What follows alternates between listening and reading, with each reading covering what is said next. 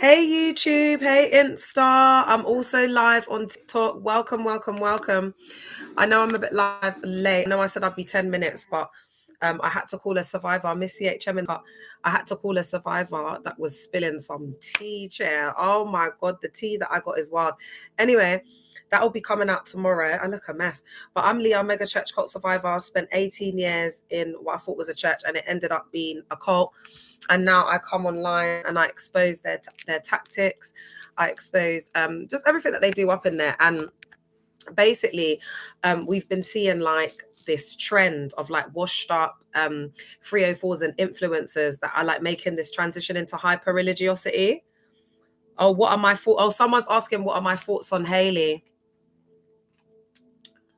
So I'm still doing my deep dive on Hailey, but what I do know about Hailey Melinda is that I know that she was mentored and pastored, allegedly, this is all alleged, by I think it's Tomi Ariomi. And I'm not sure which one Toby is, and I'm not sure which one Tommy is. I'm not sure which one has the church cult here in the UK, but I know they're corrupt AF. But I've started having survivors coming forward because she doesn't have a church, but she's got like these events, like these movements and these things that she puts on, and they're like pyramid schemes. And so basically I've had a few survivors come forward and start exposing up that, and it's absolutely awful what she's doing up.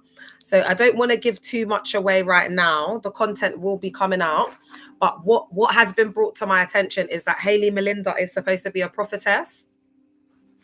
Apparently, word on the street is, welcome on Insta, word on the street is that Toby, I think it's Toby that appointed her as a prophet. We just know that that's just false. Do you know what I mean? You can't, hey, auntie, you can't get appointed as a prophet. We all know that. Do you know what I mean? Like Jeremiah 29:1, baby. Do you know what I mean? Like it's not something that you can be appointed or an anointing to receive. Please like up the live, guys. It just doesn't. Anyway, I'll be unpacking all of this because there's a lot of false doctrine within the mega church. And although I'm not a Christian influencer of any kind, and I don't sit within that, but I'm definitely in their space. Whether they like it or not, whether they want it or not. Because, I don't even need to tag them up. I can just do what deconstruction, spirituality, women's right, blah, blah, blah. I don't need to put it all in the tags. I don't need to tag. But guess what? I'm your problem. All right, baby. There's absolutely no way that I'm going to dedicate myself for almost 20 years to one of these institutions. Thanks, Ange. And you think I'm going to sit back and watch this human fecal happen? No, sweetie. I am going to come in like mother, and I am going to rebuke you all and tell you lot that you are not doing what you are meant to do. I've put the Bible. I need to get another Bible according to scripture. You are not. They are false prophets and they are not following the word of God.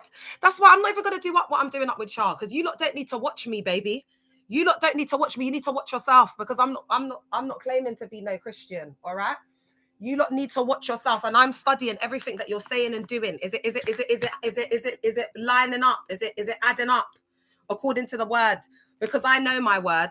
So let's see, because there's a lot of false doctrine. There's been a lot of false scriptures, and whether you like me or not, whether you think I'm a witch or warlock, whatever it is, whatever preconception you have of me, you can't deny that I'm speaking the truth, and that's just what it is. Yeah. So all I'm gonna say to y'all is, the people, as I said to you, there's always gonna be people with trauma. There's always gonna be desperate people. Hey, Miss L Rose. Hey, Noah. There's always gonna be people who, out of desperation, out of trauma. Hey, Enila, hello. They're going to go to these movements. And what Hailey does is she creates movements and like these pyramid schemes through events, allegedly. And then they recruit and target young, vulnerable women and girls. So basically, some women and girls have come forward and basically tell me that they met Hailey through the Instagram. And then she sets up, it's a bit like SPAC. She sets up like these groups, these Insta groups. And that's how she recruits the girl. And some of the girls that have come forward have said that some of the girls were like under 16. So they were kids. So again, there's like safeguarding concerns around this. And then also she spoke of like an event that she attended, because Hailey puts out these things like women that want to get baptized, whatever. And so she targets like really vulnerable young women and girls. And then when they show up to these events, it's like all these influencers that come. You know, like the fake influencers and people from the world. Hayley went to Toby Ariomi's church. Yeah, I know, girl. This is what I'm going. And I've been knowing for ages, but I've just been watching her and Sterling and just psychoanalyzing and just because I don't know who anyone is. Because remember, I was in a cult doing the real work of the ministry. Like I was really outside doing. I wasn't playing church. I'm not playing celebrity. That's why I'm coming for all of them because y'all don't know God. You got no power, Hayley. Y'all them are coming forward and saying she laid hands on me. I felt nothing. It's superficial. It's artificial. What she's doing is she's using the gal for clout. And then the influencers are coming. They said they had cameras in their face. They couldn't even experience the baptism. Listen to what they're telling me. Yeah, when they came, apparently that this baptism or this event was supposed to be about them to celebrate them. That's how it was sold to them.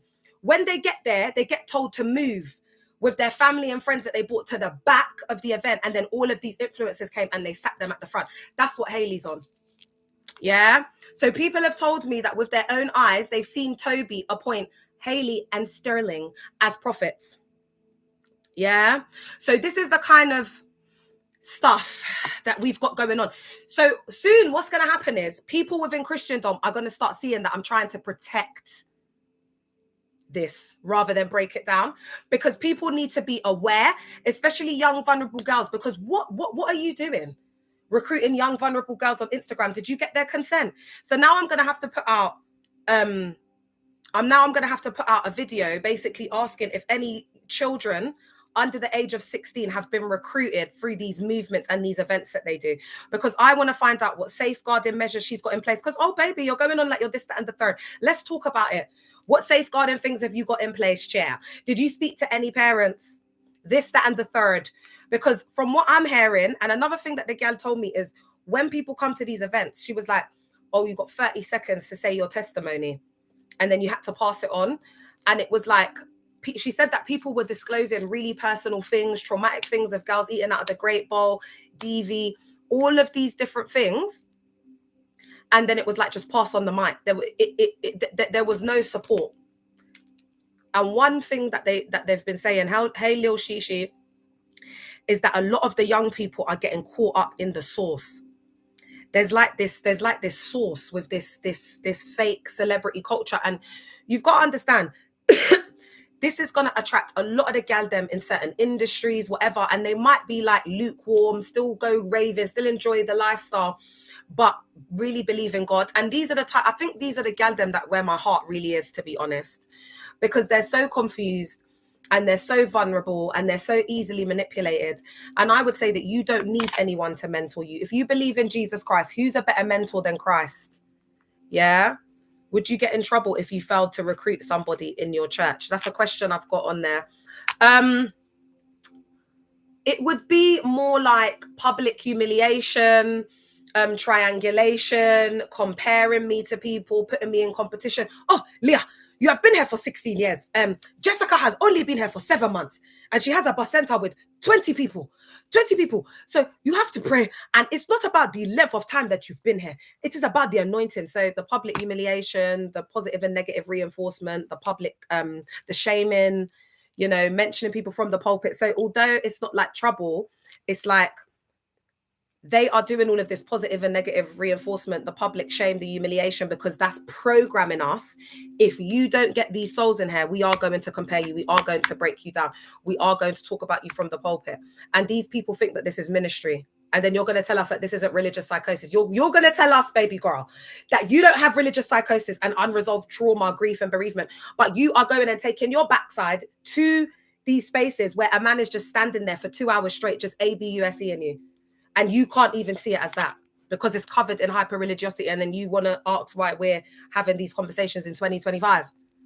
Okay. So Miss Rose says on YouTube, oh my goodness, under 16, that's their strategy. They want them young so they can groom and brainwash them. Yuck. Exactly the same tactics that they're using over and over again. Was I surprised that Hayley Melinda's been doing up this? No, absolutely not. And she masks it and covers it in like these speaking engagements that she does. And, you know, she's spoken in these places and that. And it's just like, guys, it's just all about confidence. It's all about confidence. You know what I mean? Like, you just got to be a go-getter and just be confident. So no matter how many events she puts on, this, that, and the third, do you understand what I'm saying? It's not really going to help people like that. Because people need to be taught like how to love themselves. People need to be taught like, she is like, it's very masculine energy with her. And how the girl described it was that like she came in like very kind of like, she described the people there were dressed in streetwear. And I was like, yeah, what's streetwear? You know, I was in the cult for 18 years. It's just public speaking. Yeah, she's just nothing special, Guanem. But I think that's part of her promo, like selling herself like that. That's what I said. That's why I say religious 304s, because they sell themselves, but it's like it's through hyper religiosity. It's no different to like selling yourself in all different ways. That's why Christ said that sin is sin, and he who is without sin, let him cast the first stone, because it's not actually like sin is sin. You can't weigh it up. So when they start measuring it, like when you're sitting there, you're saying that you don't want to see chest and you don't want to see derriere and you don't want to see whatever. What, Hayley, why would that be the first thing that comes into your mind when we're having discussions about modesty? Why would the fact that you don't want to see girls' chest and their derriere, why would that come to your head as a female, like a heterosexual female? Like, why would you? Because when I think about modesty, I don't start thinking about like body parts of women. That's more like how a man would think. That's more of a masculinization, a way of thinking. Do you know what I mean? So these are the kind of very subtle things that you need to pick up on, guys. Because listen, you could have millions, trillions, billions, gazillions, but baby girl, if you cannot present yourself, if you are not groomed and you can't put yourself together when you have millions, then to me that you are a major walking red flag, because you've got them millions, but you don't. Where's the self-love? Because your nails, you're not doing your nails, you're in a do-rag all the time. There's no real, because when a woman loves herself, she pours into herself. You can see it. Like the masculine energy, the alpha male energy is building money, saving. So that's why when she's coming at me with you're too broke to not be visible and all of that, it doesn't matter, Hayley, because if I want to be in the tables that you're sitting on, all I have to do is go on match.com, baby girl, and just go and find one of these rich whitey men, the men that are employing you to speak, sweetheart. That's where I'll be sitting in the little cocktail dress. So you'll be saying that you don't want to see people's chests and derrieres, but you'll be sitting there laughing up with the whitey man, his CEO and his mistress. All right, my darling, to get that little paycheck because you're a seller. All right. And I could be sitting around those same tables. Don't try me. Don't let me put my picture on her.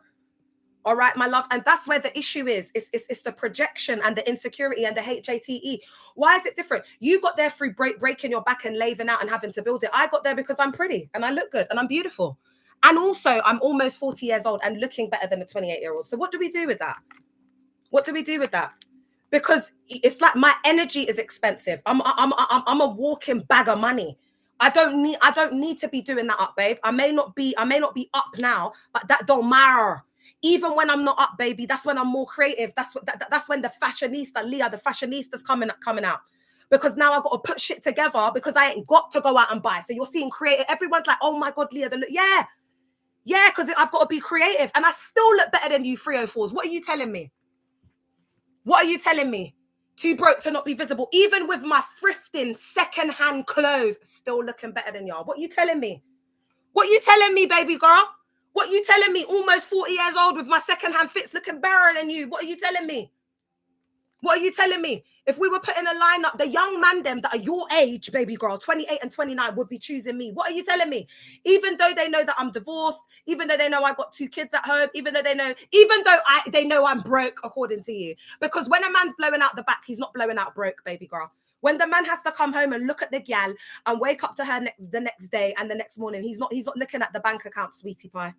All right, my love. So that masculine energy is nothing for me. You're gonna have to the circles that these gal them are in are male-dominated institutions, systems, and structures. So they thrive. Pick-me's thrive in these type of institutions and structures, and that leads me nicely onto what I'm going to be talking about this evening. I've been talking about modesty, all right, and we're not talking about modesty here. We're talking about control. About how patriarchy hides behind scripture, how women internalize misogyny and then call it holiness because they don't want to put in the work. So they just do up this rebrand and now it's hyper religiosity and it's projection of insecurity, etc. Nah, there's no way I'm on here, guys, and there's that many likes. Guys, if that doesn't come up, I'm going to have to come off. So if you're feeling what I'm saying and you're a part of it, please, can you help me to protect the space? I'm on a main account, and if people don't start liking the live, I'm going to have to go on TikTok, because I can't do it. I can't do it if we're not protecting the space.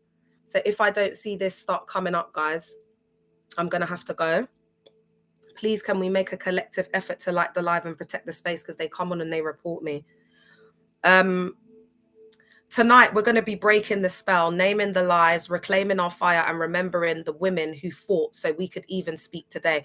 One of my main issues when these holier than thou, completely indoctrinated, living for males, bananas, and they come up like the washed up 304 2010 Instagram 304s, is my issue is the lack of education, which makes the generation perish. Also, these are BLK women. My daughters are BLK. The women, I feel like it's my duty to speak some sense, common sense into the airways and educate the younger gal them. I'm not saying I have all the answers, guys, because I'd be a fool if I said that. Even a fool is considered wise when he's silent. All right. So I'm not about saying I've got the answers for everything and whatever, but the knowledge that I've gained, like the stripes that I have through my life experience, through the things that I've survived, the things that I've gone through and I've survived, and I'm still standing here. That's my wealth. That's my wealth, is my connection with the rhythm of nature and the flow of life. My wealth is that I've empowered myself to such a point where I don't need a man to validate me. So therefore, I don't want to be in a relationship for the rest of my life. I've put in a lot of work to heal and be the woman that I am today. And we can't just be looking at people's words. Like, what have they been through? What have they survived? Like Hayley Melinda told a story at one of her events where she was saying that she was in Atlanta and there was a, like a drive-by. And she was like, oh, the devil tried to stop her from coming to this, that, and the third. And the survivor was saying, like, in Atlanta, when you're in them, like, that's very normal. Like, they're allowed to have straps. Like, do you know what I'm saying? But it's like they use this mystical manipulation because they have these grandiose ideologies of self. And that's what one of the girls that have come forward have said, that Hayley has very grandiose ideologies of herself. And she's just delusional because she showed up in some Yeezys, cargo pants and a shirt looking a mess. And the thing is, it doesn't matter if you're wearing Yeezys, because if you can't put yourself together and you don't have that feminine energy, although you're wearing Yeezys, you're making it look like East Street Market, baby girl. Okay, you from Newham, East Street Market, that's what it's giving. So this is why I'm talking about energy being priceless, having main characters in energy, looking like a celeb. Because I could be in, my whole fit could be £20 and I could have thrifted it. But when I go into a thrift store, I'm choosing a fur jacket. I'm paying £10 for it, but it's worth about £100 because I know quality. And when I'm coming in, I'm looking like that. Now you're in Balenciaga, Erigiana, Galagolana, Gulugolana, Kalagayana, Yeezy, Lugano. I don't know the designer's share. I'm not materialistic, okay? I'm a spiritual girly. I like to design my things. I like to be creative. I'm just spiritual girly. Put me in a black bin liner and I'm still going to be that girl. Put me in, I could give me a curtain and I'll still look good. Yeah. So that's why I say that you can't get me to buy designers. I am the model. Like, just put the design, I will catwalk it. Do you understand what I'm saying? A masterpiece made in God's image. So these gal them, they don't have that type of energy. They don't have that type of love for self. It's just insecurity that they camouflage with hyper masculine, very masculine energy. That's why when I come with my femininity, what I have, whatever, they're intimidated. And so they start to like revel and boast in their accolades and the things that they've achieved. That's very masculine. That's what men do to get a girl like me, sweetie pie. So have you really dealt with that LGBTQ? Are you still there? Because it's given a lot of masculinity, sweetheart. All right. So as you're getting very drawn out by the content that I'm creating, through your subliminals, reading you like a book, baby girl, you're an open book chair because you're too proud. And you know what they say? Pride comes before what is it? Is it a haughty fall? Haughtiness comes before a great fall. Sorry, I've got so many different versions of the Bible in my head. I get haughty with pride, and then I'm forgetting which way around it is. Before a great fall, was it pride? God, I don't know, but there's 18 years of knowledge. You can't get rid of the scriptures out of me that easily. Don't worry. Hallelujah, hallelujah, hallelujah, hallelujah, hallelujah. Call me the UK Juanita Bynum, baby girl. I'm going to bring back all of that. You don't want to talk about modesty? I can't wait. Let's talk about modesty, baby girl. All right. Did I read this bit, guys? All right. So it's structural, historical, and political. Women who enforce modesty rhetoric inside those systems often do so after internalizing narratives.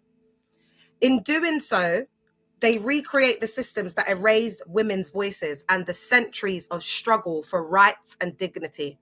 This is not a theological quibble. It is social justice. This is about social justice. This is about preserving our women's rights. If you're a content creator and you come across this video, what I'm talking about, please make content around intersectional feminism. Please help us heighten the collective consciousness and awareness, and help us influence the algorithm. All right, because there's a lot of false doctrine that's going around, and it threatens everything that we've built for our women's rights. When you see these gal them talking about modesty, what I want to come to your head is, oh my God, she is so DUMB and indoctrinated, because she wouldn't even be sitting on this social media app and this platform, or even have a voice to open her mouth, the same mouth that she's using to break down all of the structures that women that came before her have fought, because she is a washed up 304 2010 Instagram 304 that's now come without the knowledge because she wants to sell a fashion brand, or she wants to, validate herself, or whatever it is. She's got absolutely no knowledge. Her knowledge is within the bounds of hyper religiosity and the false doctrinal lens that her malignant narcissist leader is teaching her. Okay, so when you see them talking about modesty and women should do this and women should do that and patriarchy, and they're trying to bring in all of this gender hierarchy, just look at them and say, girl, if it weren't for women's rights, if it weren't, do you know what I mean? And they might say the message has gone too far, but you being in the world for the whole, the nearly the entire time I was serving the Lord has gone too far as well. So you can't come out, my loves, and sit down and talk because you've been saved of all of 5 minutes, especially when you were in RPF wearing a headscarf, looking like you rolled out of bed, listen to a malignant narcissist pred who married his cult member and that started courting her from 19 years old, and the cult leader that's from Nige is a PDF. Yeah, it's on YouTube. So when you've left somewhere like that, girl, and you haven't taken the time to deconstruct and heal, but you're there getting engaged and cult church hopping, and then you want to come and sit down and talk about modesty in your skin tight dress, no. And 5 minutes ago you were sent shot, girl. We're not gonna do that. We're not gonna do that. That's not what we're going to do, yeah? But what I will do is, because I'm not going to keep going back and forth with these 304s, what I will do, though, is just educate, including them. I hope they come across the content so they can learn a thing or two. So what do I mean when I say internalized misogyny? Guys, like up the live. Come on, guys, I'll swear down. I'll just go, I'll just luck off. Are you not going to like up the live? Because I have to have 8 accounts just to speak my truth. I've got over 270 people on my FYP right now. There's 270 people. They don't need to be in the space to be doing up to try and get me off. So what I'm going to say right now is, if you're a survivor and this is helping your backside from just giving up, then could you please come in and like up the live? Because that's what helps us to protect the space. Because if I'm not on the live right now, what are you going to be doing at 11:30 in the night? Are you going to be sitting there crying yourself to sleep? So please get in here and help me like it up. Yeah? All right. Please, y'all, you know the drill, chair. We've been doing this for a hot minute now. I've got too many of them on the FYP, guys. It's 300 plus people. Get in here and help me protect it, man. There's too many of them. All right. So internalized misogyny is internalized sexism, okay? It's the process by which sexist cultural messages are absorbed by women and enacted as beliefs or behaviours. So this is where they mask it in the hyper-religiosity, and then they police themselves and other women. It shows up as contempt, policing, moralising, and lateral hostility, often framed as spiritual or righteous duty. So they may rebuke you, and I've sent girls home from the choir I've sent them back to Primark to go and buy a skirt because it's been too tight, the shirt's been too tight, I've had to change girls, all of that. Okay, mechanism: cultural repetition plus structural incentives. When a social system rewards women for being pure, helpful, or subordinate, they also reward men with these like men who are dusties, that brokies, that would never have women like this ever, like women who have good jobs, they're pretty, they're way out of their league. They'll give them to them as like a reward for being faithful, for being a faithful loyal servant of the house. They might give a lot of money to the church cult. So that's why they get angry when like these pretty young girls come in the church cult and then they start sleeping with the guy because the guy's attractive, and it's like, you should do what we say, because they want to set the people up with who they want to set the people up with. Yeah. So when a social system rewards women for being pure, helpful, or subordinate, some women learn that compliance equals status equals safety.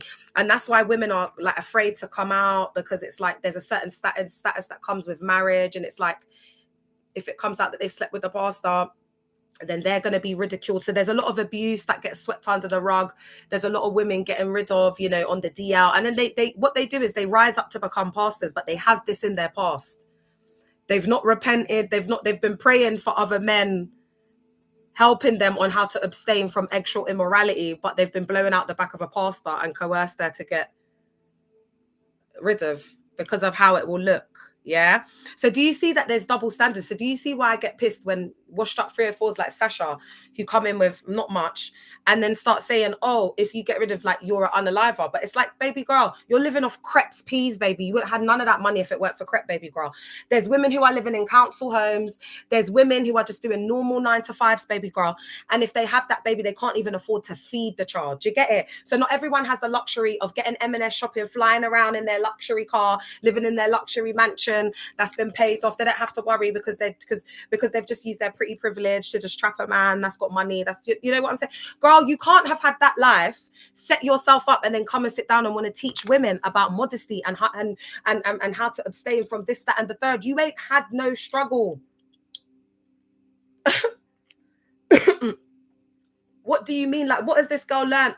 What has she learned apart from being a BM? When has she ever had time to be by herself, like survive, like go through? Like, what straps does that girl have to be sitting there and talking? And this is the issue. This is why we start getting shallow. It's like the generations, it just becomes more and more shallow. And then it's just an MESS. And then women like this are enablers, and they perpetuate the internalized misogynistic rhetoric that's taken us centuries to build. They just come and tear it down with their lack of knowledge, because there's nothing up there. Do you understand what I'm saying? So over time, that compliance becomes identity, defended fiercely because identity equals security. And it's always about the man. Like, I guarantee you, these gal, like Sasha, there's no way Sasha's going to be able to be celibate for like 7 years. And like what I wrote out, these gal them can't be celibate like that. That's why when Brinny Lee came on to say she's been born again since 2007, all right, girl. I'm going to go and pull up some of her videos from 2007, the old school ones. You were saved in 2007, were you? Baby girl, if you were blowing out your back, going to raves, listening to worldly music, wearing skimpy clothes, you weren't saved, girl, okay? According to this little canon that we've got right here, don't let me have to bring out the qualifications of what it takes to be saved and a virtuous woman. You were not displaying that, my love.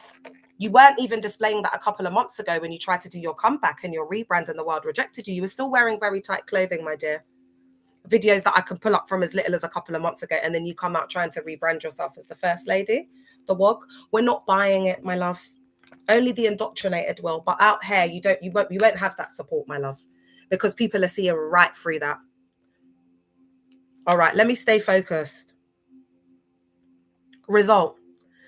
The woman who now polices modesty is both victim and agent. She protects patriarchal power by enforcing it, often unconsciously. And if you want to look into this a little bit further, you can see contemporary reviews of internalized misogyny and internalized sexism if you want further reading. Thank you for the follow, Jasmine. Oh, I've got the intellects on. She liked when I go, is that Jasmine? Am I right? Am I right, my dear? I've got the intellects on. They liked that. All right, let's get into how churches and similar religious institutions structurally create the role. So the gendered division of labor. We've got religious organizations routinely depend on unpaid or low status labor. The pastoral care, the children's ministries, hospitality, fundraising work. This work is overwhelmingly performed by women. But this labor is visible in activity, but invisible in formal power. This creates a dependence on women's labor without commensurate authority. Is that I don't know what the word says. Is that commensurate? Commensurate. Oh my God, I feel like an uncle. Without commensurate authority. Guys, since I've been using all of this English language, it's been making me miss my uncles. You know, all of those men that used to pay my bills, but now I'm celibate. But when I look at consumerate, I think, oh my God, that's something that one of my mans would have said before. Or somebody called Pastor Toby, 419, 419. All right, no, let's keep it serious because there are serious survivors, you know, coming forward from SPAC. And, you know, I do make it a bit lighthearted, but we shouldn't make jokes about Toby because there's real ABUSE that's been going on in there. And at the right time, I will expose them majorly. And I can't wait to do it. You know, it's very, very personal with SPAC. Hey, Salade, and all will be revealed at the right time. But you know, God, I just love God's style, man. All right. So moral framing as control. I also want to say in church cults like Potter's House, because allegedly word on the street is that the reason why we're seeing this like hyper religious rebrand of like Sasha Elise is because she's been tending Potter's House church cult apparently. And in Potter's House that there's a lot of gender inequality. There's not allowed to be any female leadership positions. So when I'm talking about the women doing the labor, being the Sunday school teacher, or being this or being that, they are visible in activity, but they're invisible in formal power. And these gal them that conventionally they had power through their chest, their derriere, through pretty privilege, whatever. They've had that time. Now they're washed up. So now they're like hyper religious and they're in the children's ministry or they're doing something and they want to dictate and police all women's what women are wearing, etc. So let's look at moral framing as control. So teachings emphasizing modesty, submission, and help me language become regulatory tools used selectively to police women's bodies and speech while leaving structural inequalities intact. So that's what it's about. It's about keeping women in that very like black and white thinking, like closed-minded, archaic gender inequality where men had the power and patriarchy ruled. Now we're moving into matriarchy, but there are women washed up 304s, they're all about the D, all about the man, that will be dragging us back. You know, they'll drag us back centuries. Women have thrown themselves in front of horses, but these pick-me's, because they need the man, they need the D so bad, like the Breen Lees of this world, they'll forget about everything that happened, forget that the reason why you can even sit on social media with your tight modest dress is because the suffragettes did it for you, girl. Not the Forsters and the Mogs of world. Because if it was up to them, we wouldn't have a voice today, sweetie. That's what I need everybody to understand before we're going to get into a chat about modesty. So what I would like these gal them to do is give us a history lesson on women's rights. And then we can go into modesty and then you can, because you might need to educate yourself. You might need to revisit it. Also, don't get me into the education system as being part of the indoctrination. So the history that you probably learned in school, my love, unless you've gone to really search the hidden texts and knowledge and secret hidden text, I doubt that you're really going to get an expansive overview of the woman, the history of the book, because a lot of it's been deleted, you see, my dears, my little girls, a lot of the historical writings and works have been deleted and hidden, you know, so we might even have to go into the Akashi records at this point. Do you know what that is? Do you know what that is? I didn't think so. God, it's that time of night where I think I hear crickets. So many crickets. Because they know nothing. For lack of knowledge, my people perish. That's why I'm getting the consuming substances piece there. Thank you, Xavier. Please like up the live. This is why I was telling you lot that this is not enough, that you're liking up the live. Are you going to like the live, guys? If this doesn't start going up, I will have to go. But to let you know, if I do end up going off TikTok, because I'm not here to entertain people and face the live getting luck off. I'm here for survivors. So if you lot don't start liking up the live, what I'm going to do is I'm going to just be on YouTube. It's Leah Lauder77 on my Instagram. So anyone, if I have to go, that wants to come on, that's where I'm going to be. Okay. If the likes don't start going up, guys. Yeah. Okay. Let's take a moment.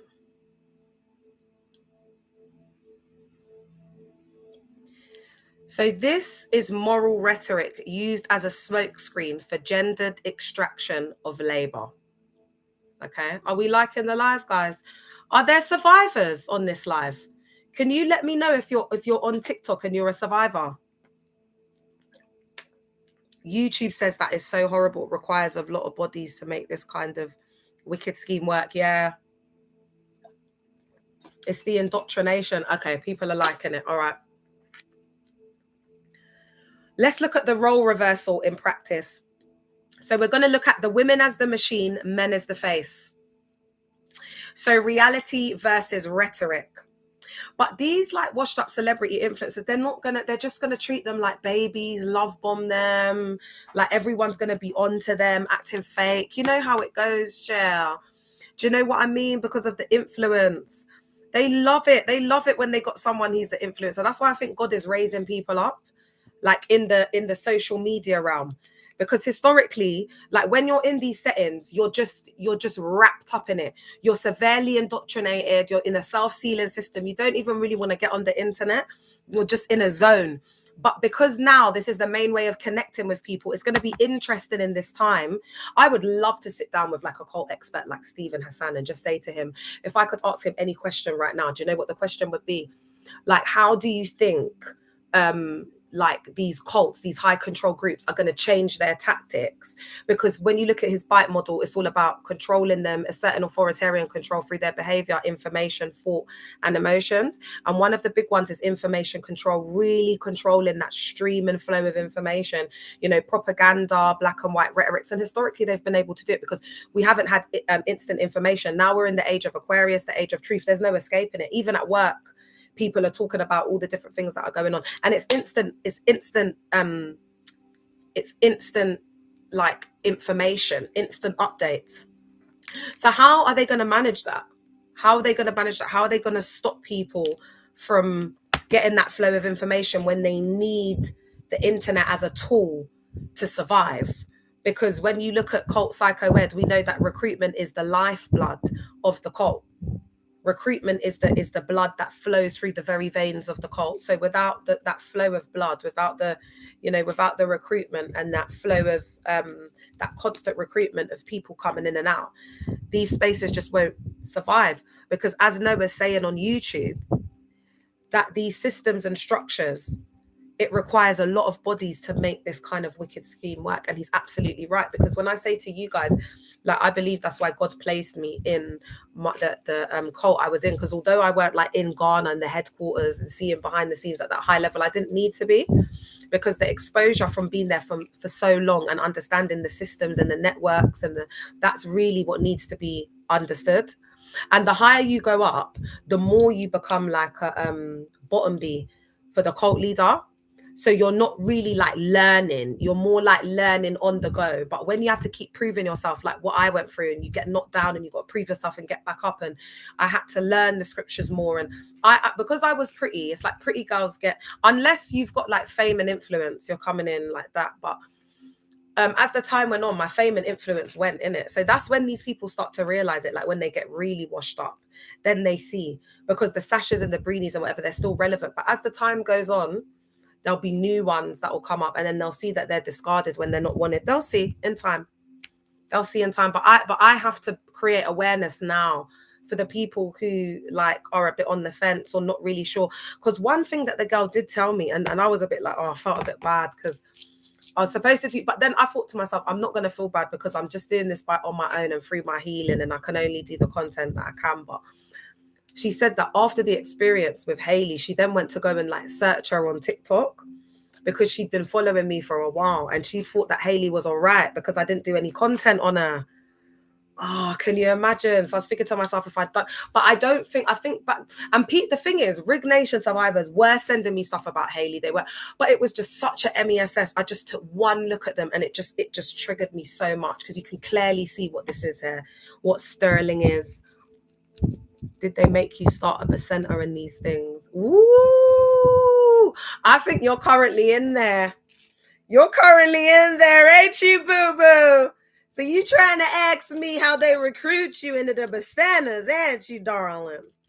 And that's absolutely fine. I don't have a problem with answering it now. What I will tell you is that there's systems and structures in these evil institutions, darling. So they will get you to give your life, and that'll also be coercion, because a lot of the time people don't even want to give their lives, but they'll be pinching them and they'll be hugging them and they'll be trying to coerce them to go up. Because you know what? When they go up, it's like brownie points. They're looking at everything. So they'll get you to give your life, then they'll put you in like some new believer school. And then they'll be telling you from the day you get there, like you can be a percenter leader, you can do something for God, you could do, like before you used to have to do a lot more, but now they're so desperate that they're just getting people, but there's a system that you have to follow. You have to show that you're a committed member, that you're around. But really, especially if you're in the smaller branches, if you come in and just bringing people, oh my God, they will just naturally put you in that role. Do you know what I mean? Of bacenta leader. And then you'll just start leading people. Do you know what I mean? Because they like it. They like it when you can bring people, because that's all it's about, really. All it's about is your ability to like recruit. So, there's so much content that needs to be done. But if you're like a happy-go-lucky person, you're talkative, you're like a conversationalist, you can hold good conversation, etc. You're quite a bubbly character, life of the party, then people like that they will like, and they will exploit and groom. Yeah, it's all about souls in there, winning souls, but it's about bums on seats equals coins. So the soul thing is just camouflaging. Do you get what? It's just a cover. Do you know what I'm saying? For the peas, man. That's what I'm saying. Like, you see how when Hayley does these events, like the gal is telling her, yeah, and it's like she recruits them online, then she brings them to these events. They all tell their sob story. She baptizes them. She shows off. It's all for her content that she's putting up. She's showing that she's reaching girls. She's done this. She's done. It's all for show. Gal them like that are masculine, man. You'll never see, and they hate the woman who can wear like the short skirts and gets everything she wants just for existing. Because gal like that have you can see it, like she's carried the weight of the world on her shoulders. It tells she looks older than 28. There's no way. Come on, man. I'm 40 years. I'm 39. Gonna be 40. I'm 39 in January, chair. I've got 2 kids. I couldn't believe it when I heard her say 28. I was like, Ross Clark, boy.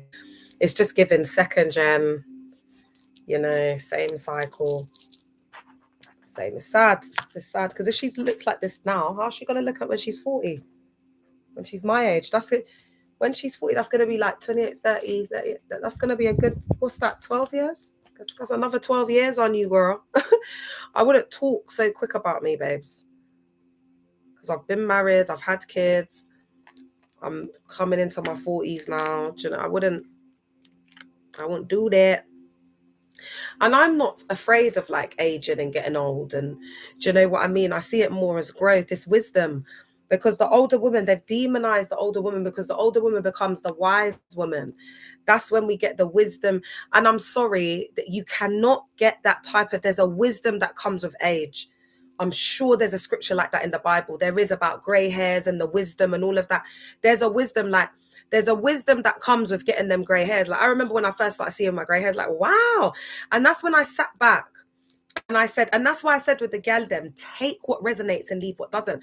Because I'm going to be celibate now for the rest of my life, because I've been married and in a marriage for almost a decade. I've had my wedding. I've had my kids. I've done little, do you know what I mean? Like, I've had experiences, schmegshal experiences. I would have liked to have experienced a bit more and whatever, but I'm thinking I'm going to be 40 soon. Do you know what I mean? Before I know it, I've got 10 years, I'm going to be 50. What now as a 40-year-old woman, when I look back at my life and I start to look at the future, I'm thinking, what do I really want? And what is my contribution in society? Because I could use the next 10, 20 years, you know, marrying a rich guy, cruising, going on whatever, or I could use it for the betterment of like humankind. Do you get what I'm saying? For the next generations. And that's just where it sits with me. Why am I saying all of this, chair? I've just gone on a whole rant. But was it resonating, guys? So I'm very honest and truthful, because I'm going into that era where I want to have I want locks, I want to have long locks, and I want those to naturally go like grey, silver.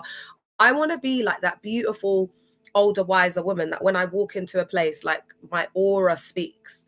It's like I become like ethereal, almost like out of this world. Like, that is literally what I want my aesthetic to be as I'm growing into this beautiful, older, wiser woman. And so I started to think about, what is it that I really want to get out of life? Like, you know, for the rest of my life, because we don't have like, you know, really long periods here on earth. What is it that I want out of life? And that's where I decided, okay, I'm just going to be celibate and I'm going to dedicate myself to the cause of this collective work, because it is a global issue. And as I heal, and I'm not in a rush, because I'm going to be 39 next year. I don't want a man. I don't need to have any kids. I'm doing this healing thing with the survivors as I'm going along. I'm writing my book. I'm getting really comfortable in my artistry. and my authorship and, you know, leading this movement and everything. I'm getting into that. And yeah, I just feel like as I heal, do you get what I'm saying? It's like a global issue, isn't it? So I've got enough, I've got my hands full. Do you get what I'm saying? And I just my hope for this, the healing generation of women, is that we can start to become a bit more forward thinkers. Do you know what I mean? And just really center ourselves. Yeah. All right. So I digress. So let's look at the women as the machine and the men as the face, the reality versus rhetoric. In many congregations, the work is done by women. The face of the authority is male. Thank you, Nikki. So women perform managerial, nurturing, and financial tasks, while men retain visible leadership. So the women are the laves, the women are the skivvies, and that's why they have to like break us down and keep us in like that bubble. Do you understand? Because it's like the patriarchy rules. It's like be silent, speak when you're spoken to, etc. So they use, guys, like the live, please. They use hyper religiosity, Bible verses, etc. to cover the patriarchy and the misogyny. And you'll notice when I start talking about certain things, you'll see this little bar pop up. Yeah. Because they don't want the truth to get out, because they're all saying I'm crazy, I'm talking like, but why do they come on to report it? And every time when I'm talking about certain things that is undeniable, you see this pop up, because it's truth. The truth is what's setting people free. The truth is what's making it impossible for them to recruit at the moment. The only type of people that they're recruiting is really vulnerable people, guys. Like they're going to have to be putting more work in, like the people require so much work because of the trauma. And then as they're just letting in these people from anywhere, the highways and the byways or whatever, they're coming in, they're letting preds, they're sleeping with like prominent members, people are leaving, getting it's a mess. It's a mess in these environments. That's what it is now, because there's no pillars. They don't have like leaders. They don't like all the elders, like the elders, the millennials, they didn't value us, because they were getting this exponential growth of like all of the youth, and they thought, oh yeah, we can build this. But you always need the elders. There's a wisdom. There's a certain wisdom that just comes with age. That's all it is. That's why I'm like looking at these little gal like trying to come on and do something, and it's making me laugh. I don't care how much money you've got, baby girl. It's not about money, girl. I'm a spiritual baddie. I don't care about material things, babe. I don't wear designers. I don't care about money. I don't care about cars people have. Like, I've deconstructed from all of that. Like, no one has no power over me. The wealth of this universe, the currency is energy, baby girl. That's why God stripped me of everything. I had the range. I had the nice car. I was married. I was doing up all of that. I was working in the mayor's office. I was making. I've had that. God stripped me of all of that to show me what the true wealth of the universe is, so that I could have true power and show y'all like exactly how you manifest it. And I will. The more you lot keep putting your indirects, like you see, Hayley, I was happy when you done up your too broke to not be visible. As soon as I saw that shirt, I said, God, do not let me be put to shame. Do not let these wicked gal have my name in their mouth. Lord, search their heart, oh Lord. And she can lie. She can say, oh, I'm putting it up for this purpose, but it's God that searches the mind and hearts of all the men. So if that was you, Hayley, I hope you start losing engagements and and things for you, yeah? Because if it is, and you've done it with a bad mind spirit and bad mind heart, I return that to sender. And I hope that exact them words, all the intentions, everything that you've said, every single word you've said against me, may it be returned to sender. And may we start to see it in real time. Because I said, God, please don't let me be put to shame. You got these wicked gal laughing, busting joke on my name, doing up all of that behind closed doors. But do you know what? God doesn't sleep. I may not see you. I can hear you in the spirit.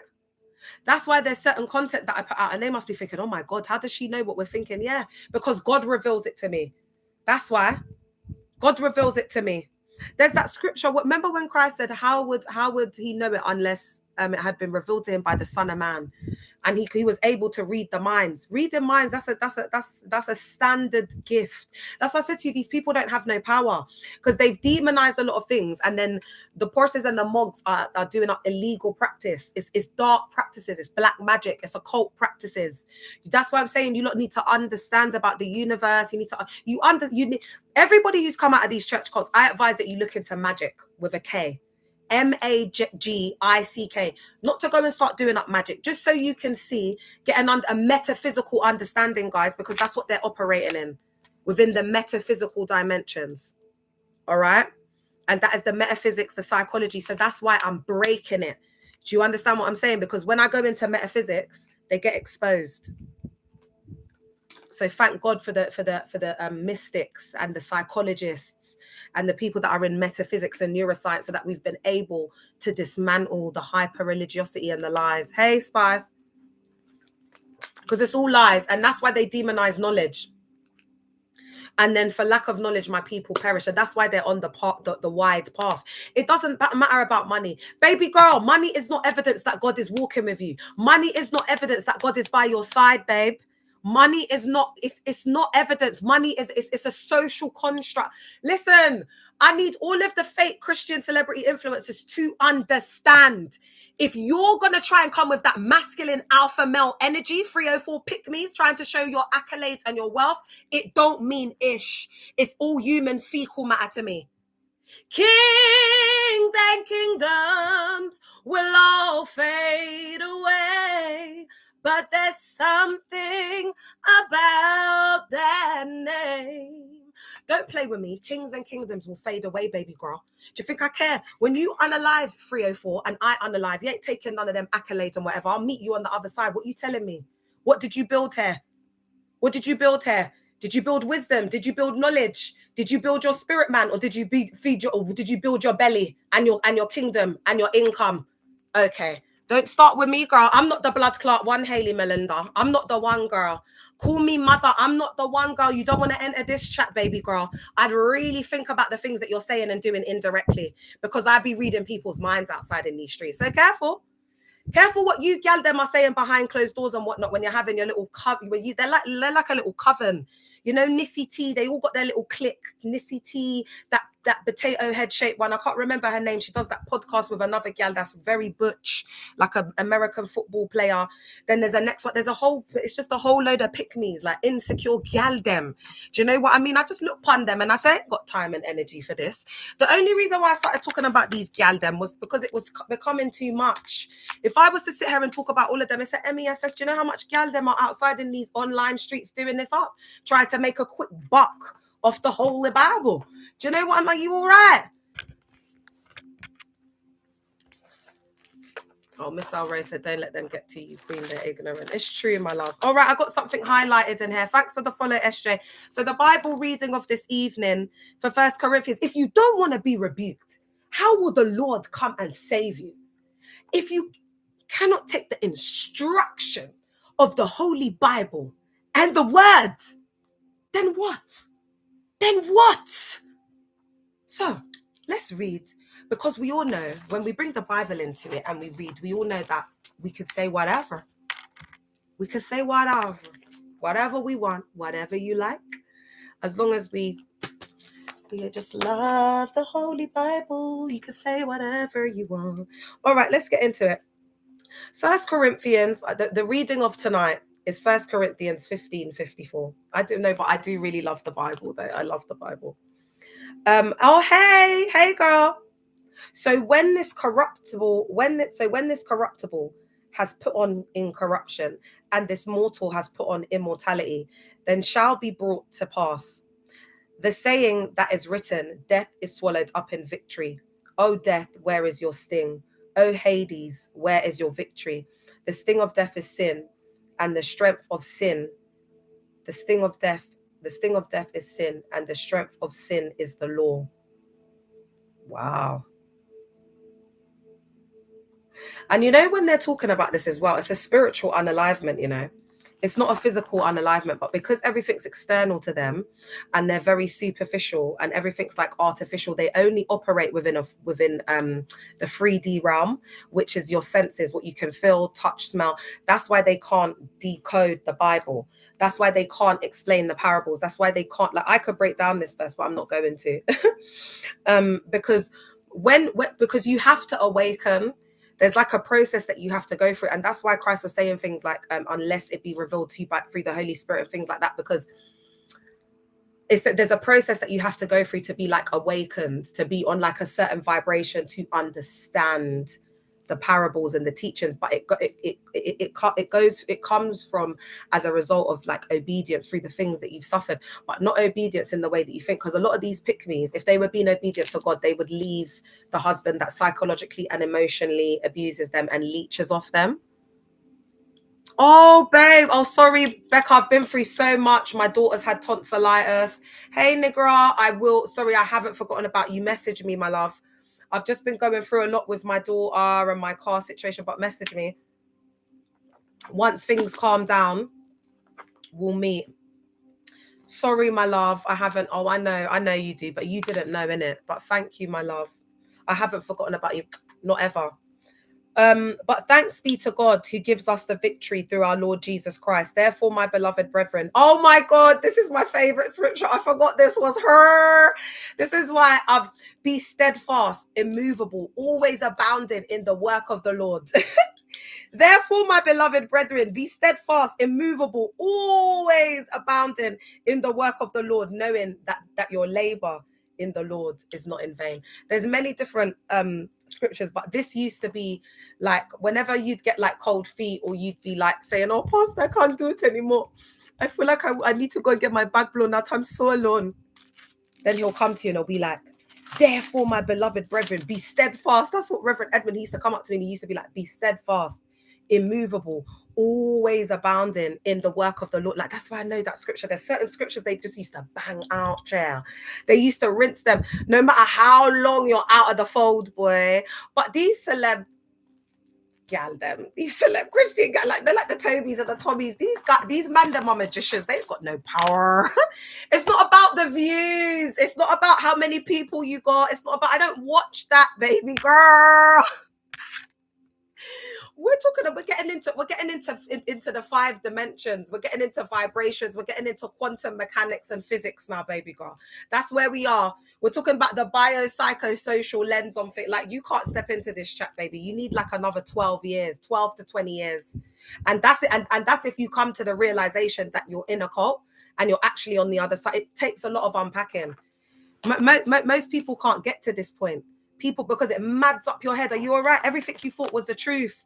You've come out to read the facts now, and all of the manipulation and everything that's happened. Oh God. How my head didn't get, well, my head did get mad up, but it got to a point where the little feathers are going up my nose. Anyway, I've totally digressed. I think I needed that time though. Let's get to this bit, guys. Try and finish this tonight, yeah.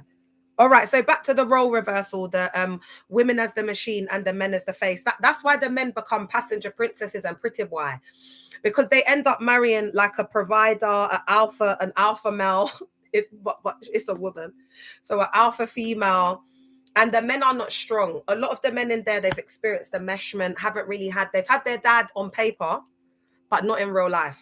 So a lot of them have been raised by their mothers who are like, have been abused in the marriage. So there's like that cyclical trauma. So they're not ready to lead, and the women usually become more like mothers. Okay, so on YouTube, Noah's saying, never got the specific brand of Christianity that wants money so badly. Yeah. Jesus smashed up the merchants who took over the temple. I'm not religious. I'm just a spiritual person. And even I know this.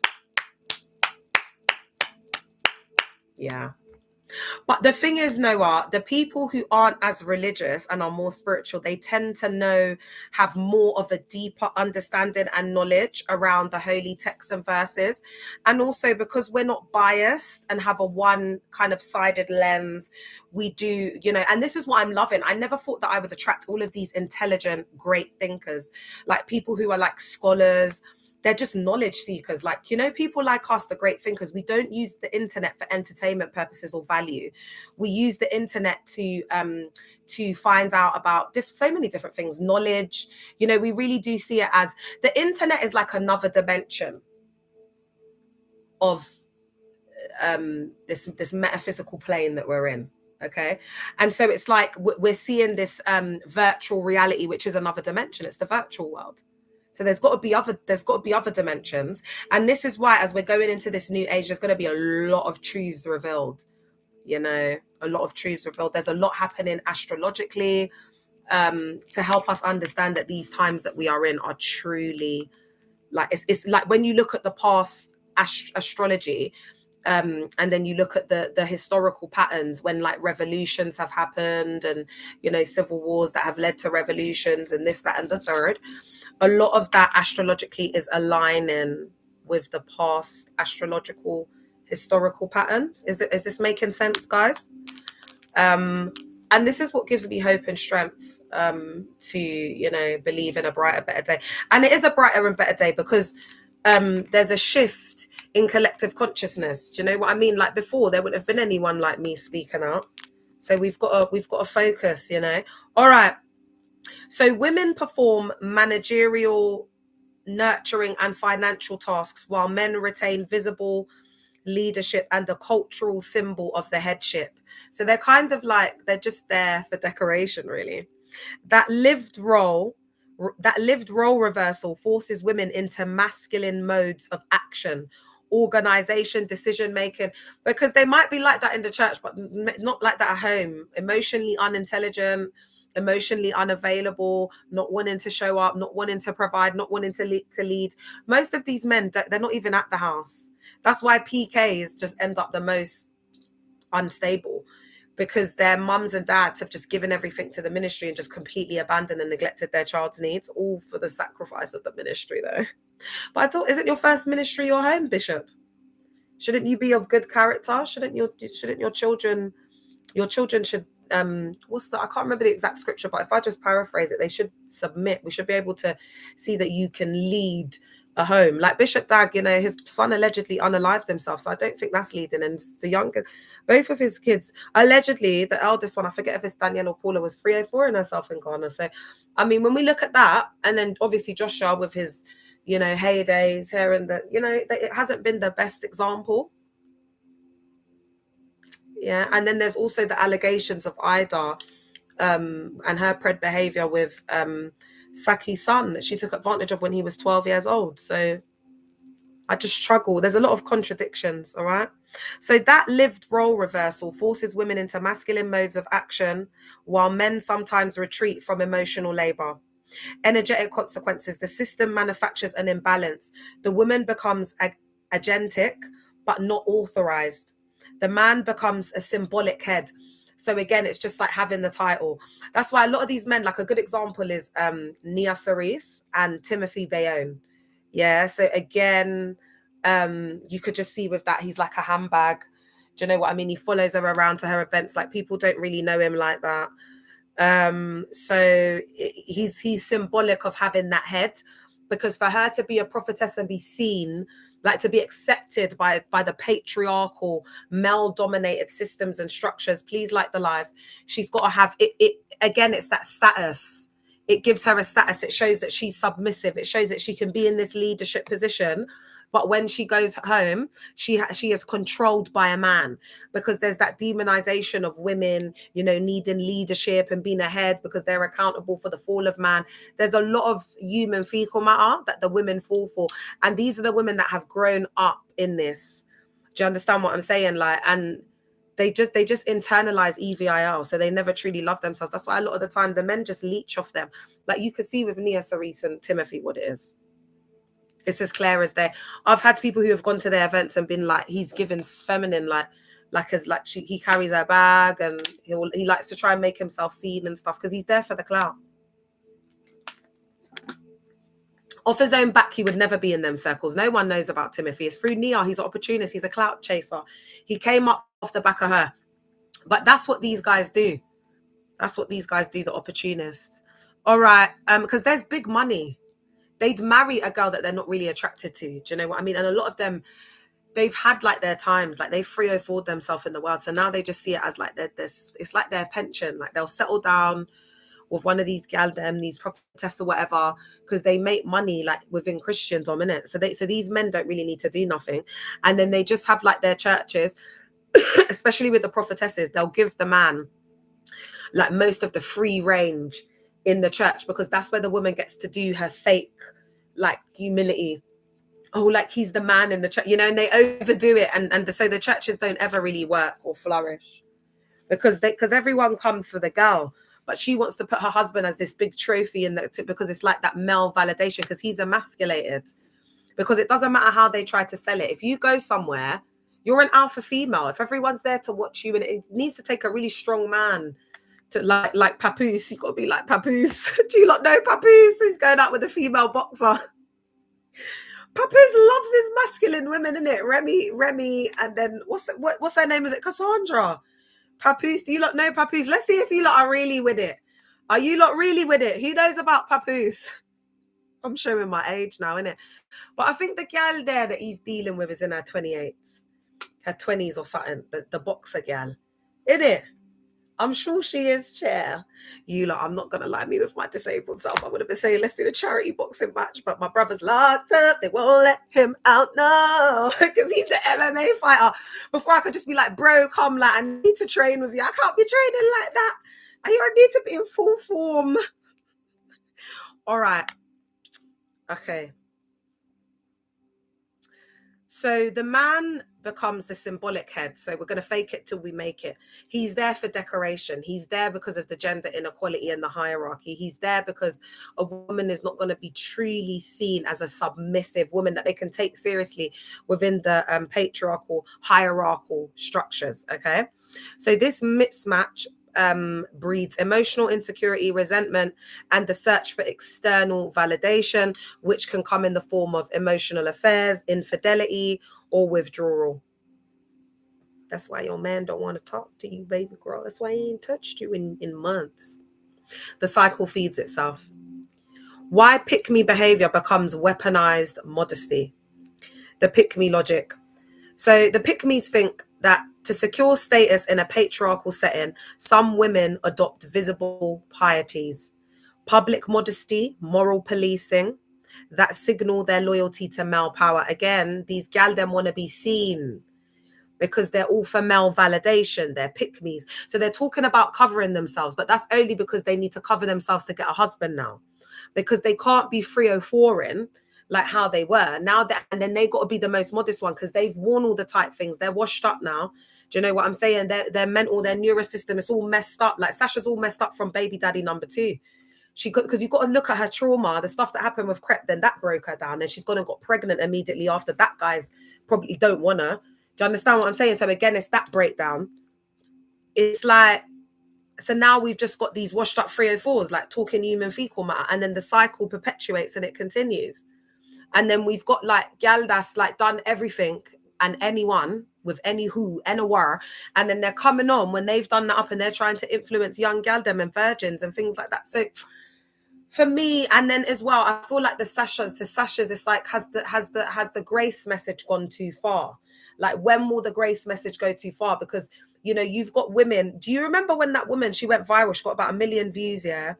She hid the pregnancy because she was so ashamed of having a baby out of wedlock. She ended up having the baby, I think, in a lift or something, and the baby fell on, came out because she didn't tell anyone. She kept it a secret. The child has severe disabilities to this day.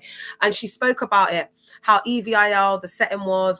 So women have gone through really traumatic things because it was so bad back in the day. And then this girl's getting to sit there and represent, like, be a Christian influencer in the face of, oh yeah, old things are washed away. The girl has been doing this for 5 minutes. She's got 2 youths. She's got a baby. Like, so what else is she gonna do? What are her other options?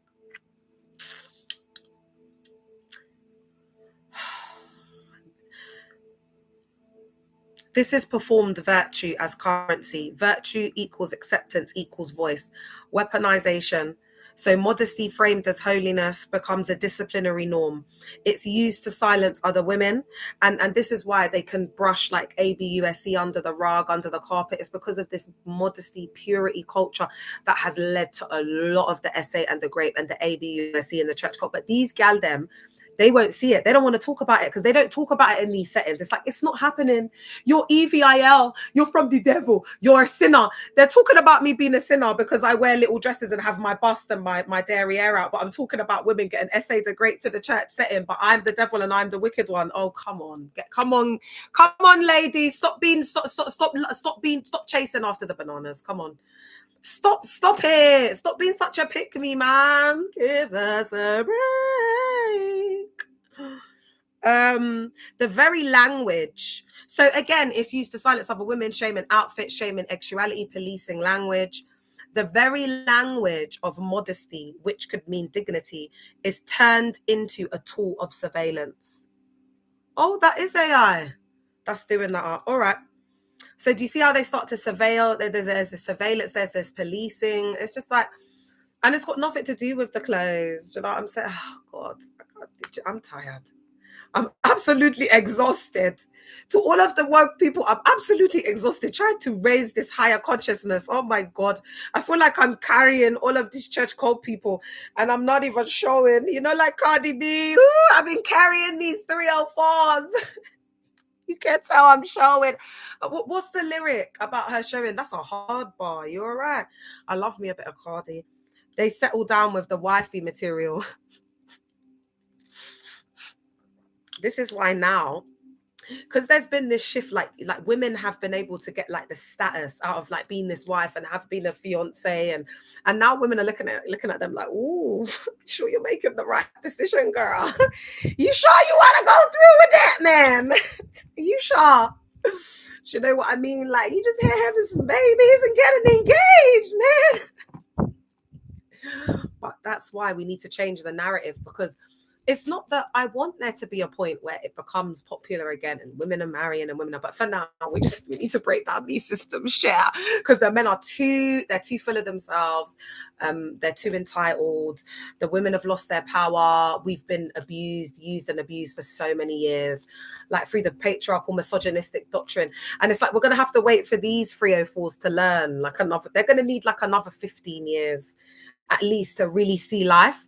So we get these, you'll see it's like a cycle, guys. It's a pattern. We see these guys, they come in, they start talking their human fecal matter, then they can't keep it up for that long. So then they just, you know, something happens and then it's just the same thing. And that's why like the faith is losing its credibility, and that's why you know, you've got the other side who believe in the opposite thing, and a lot of what they say is right, because they give the Sashas and the Breenies and the Haleys and whatever, they give them the airtime, and then when they make a darn fool of themselves and it's like everybody told you right, then the whole world's laughing. It's on Shade Borough. What are you doing on Shade Borough, babes? You're supposed to be a pastor of pastors and wog teaching us about modesty and not to wear bikini. Why are you on Shade Borough? It's very worldly platform. So again, there's just a lot of contradiction, you know. Yeah. All right. So now this is one of my favorite parts that I've been waiting for. So this is a good time to share the live, guys. And YouTube, y'all are active, man. I'm going to make a tea after this. I've been drinking tea all day and I'm going to have a nice, I've got one big slice left of my chocolate cake. All right. So let's look at the historical context. The hard, long fight for women's rights. And I'm going to do some content just on this tomorrow, so get ready. We cannot understand the hypocrisy without the historical ledger. Women's public voice and rights are the result of centuries of resistance, often led, erased, and complicated by issues of race and class. So this is intersectional feminism. Remembering this lineage is essential to calling out these modern moralists. Oh, Noah said, lovely tea and cake. Hell yeah. Oh, you'll have to get one for yourself after as well, Noah, won't you? All right, so let's look at some key moments. So this is just a very condensed timeline where I just want to give you like, just contextualize this school of thought that I'm, you know, riding this train with, man. So I want to give you a little bit of context, a little bit of foundational, a condensed timeline of women's rights. So let's look at some key moments. This is not an exhaustive list, nor am I a historian. This is just a condensed timeline to give us a little bit of a foundation to understand how they are trying to break down centuries of women's rights led movement, social activism, which is the reason that these 304s can sit their backside upon seat and do our podcast and even sit to talk and utter a peep, is because of the historical context. Okay. So the late 18th to 19th centuries, we've seen early women's rights, the agitation emerges, Seneca falls, 1848, the Declaration of Sentiments and arguing for legal and political equality. So this is where we started to see the political activism and the rise towards, you know, equality and votes, etc. So then the late 19th to early 20th century, we had the suffrage movement, suffrage agitation culminates in milestones. Okay, so we saw the we saw kind of like the exasperation of this and the different things that were happening that led to these key milestones, like the 19th Amendment in the US in 1920, but the victory was incomplete and racialized. Black, Indigenous, and many women of color were still effectively denied voting rights until later civil rights reforms, e.g. voting rights and the Voting Rights Act of 1965. So what I will be doing is also just exploring BLK women as a separate piece within this, because when we look at intersectional femininity, we do see that, you know, women of color face intersectional discrimination on many different levels. So race, class, gender.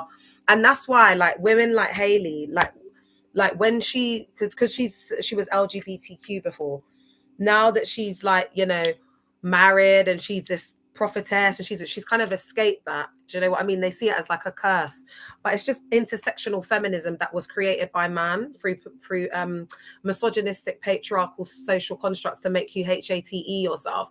So that what they've done is they've molded you through indoctrination to be this 2.0 wife, even when you're attracted to the same schmegs. So then you'll end up with a very feminine husband like Sterling. You look at them and the first thing you think offhand is, this is very odd. You know, like there's a lot of couples like that though, in it, in these settings, don't you think? These places of worship, you go in and you'll be in there for like 3 months, and then you get, it's like the praise and worship leader's like married to some short guy and she's like 6'2". Like they do some weird stuff in there. Or just people that you just would not, they just don't go together. Like they're completely different. And another thing that you'll notice with these guys that get married that are not like, there's no actual chemistry or attraction, they'll be more like brother and sister or best friends. It's more like bro, and they try and pride off like that, like the David Andrews, the Hayley Melindas, the Sterling. They try and pride off that he's like my best friend. We got this, yeah, because he is your best friend. He's your roomie. They ain't no husband. There ain't no passion there, man. Like you can't fake someone being your lover. Like you can't, when you read Songs of Solomon and you look, like they just don't have that in their relationships. But they're sitting here trying to fool people. It's like, we're all right, babe. All right. So key Black suffragists and activists often sidelined in popular narratives. So Sojourner Truth, famous for her Ain't I a Woman speech. Ida B. Wells, anti-lynching activist and suffrage organizer. So I didn't even know that there was BLK suffragists until I'm reading this right now. So this is why, guys, for lack of knowledge, our people perish. Because it's not only women, but when we do a deeper dive, there's a lot of people like Mary Seacole. I think a lot of her works during, I don't know what war it was, but Mother Teresa? No, Mary Nightingale. Mary Nightingale got the credit for a lot of Mary Seacole's works. And then we've got a lot of different inventors and things like that where it was a whitey man that have taken the accolades. So when it comes to BLK, women's history especially, you know, thank God for the internet, because that's what Christ talks about seeking and knocking to find. Do you get what I'm saying? It's like you got to seek to find, you got to knock to, you got to really look for this knowledge, man. Because if you don't know who you are, that's why with Christianity, it's like they erase race. They erase race, because that way they're still able to control us like slaves with the same, because then it just becomes about class. It changed through capitalism. You're slaves through class, through being a slave of the matrix. That's what it is. But they don't have that knowledge. They don't have that in-depth knowledge. So now they're just going to sit there talking about modesty, looking like some idiot. And now you've summoned me. If I get in the chat, you're done out. It doesn't matter, because people can be around you acting fake, smiling, but really in their head, they're thinking, ooh. Do you know what I mean? Because it's like you can't escape the truth. The truth is the truth. It's staring you right in the face. But you got to be brave enough to look yourself back in the mirror and say, I need help. I need to sort myself out, because this is the truth. Because it's them two that's laying next to each other in the bed, you know. They could come and say what they want, but it's between them and God. It's God that knows your thoughts and your mind. It's God that knows what's happening per marital bed. It's God who knows. Do you understand what I'm telling you? It's God. What I mean? Coming in there trying to pull the wool over whose eyes? Take me for idiot. Me not idiot. Are you okay? Oh God. My Lord Jesus Christ, Christ and King. Me not know. Me not blood clot, no. Come on, some. You understand? That's what they're coming on. taken us for idiot. So we've got the Sojourner Truth, we've got the Ida B. Wells, and then we've got Mary Church Terrell and the National Association of Coloured Women, all central figures who fought both exism and ageism and were often excluded from the white suffrage leadership story. These women insisted that emancipation must be intersectional. So that's where the intersectional feminism comes out of it, because then what they started to realize within feminism is that not only are women discriminated against, not only are they suppressed and oppressed, but then when we bring other things into it, like the emergence of, like LGBTQ. And so basically with intersectionality, how it works is Becky, who's a white middle class woman from Cambridge, is not going to experience discrimination and whatever the same as Tanisha, who grew up in Peckham, who's LGBTQ, been care experienced. So do you see that she's going to get discrimination at many levels because of her socioeconomical class, her postcode, where she grew up, and then like how she will present to people, her visible vulnerabilities. Then you've got discrimination on those levels, the socioeconomical class level. And that's why instead of these Hayley Melinda's doing what she's doing, she should really be going and helping people from the hood. You're saying you're from Newham or wherever it is. I don't even know what ends you were talking about, babe. I only know Peckham. I know Peckham. I know Peckham, I know Clapham, I know Brixton, I know Northwest, like Bridge, Church Road, Mozart, South Kilburn, Girl Grove. That's I'm from the bricks, the real bricks outside in these bricky streets. So I know East London, I know what the blood clot you talk about. But those are the ends I talk about. So if we're going to be talking about ends, that's my comfort zone. All right, you little gal, come have some chat for me. Are you all right, baby? Are you all right? Northwest, South London and West London, and the only place that's worth being from is Grove. That's on the map. That's where I'm from, built and raised. Are you all right? You gal them ain't got no chat for me, man. I don't care if you thought you were outside on the streets for 5 minutes. I don't care. Did your boyfriend get unalived by police? Were you really riding out? No, you weren't. No, you weren't, baby girl. You lot are just out here like acting like some fake reformed gangsters, man. You lot ain't nothing, man. You lot would be, if you saw me face to face, you'd be shaking in your boots. You lot ain't real. You're all fake. Me, I'll say what I think. I don't care where we are. We could be in the freaking parliament. I'm gonna ask you. Do you understand what I'm saying? I don't care. I'm not fake, baby. That's why I can't vibe with these washed up 3 or 4 these influencer gal them. We're not the same. We're not built different. I'm gonna treat them like man them. That's why they don't like me.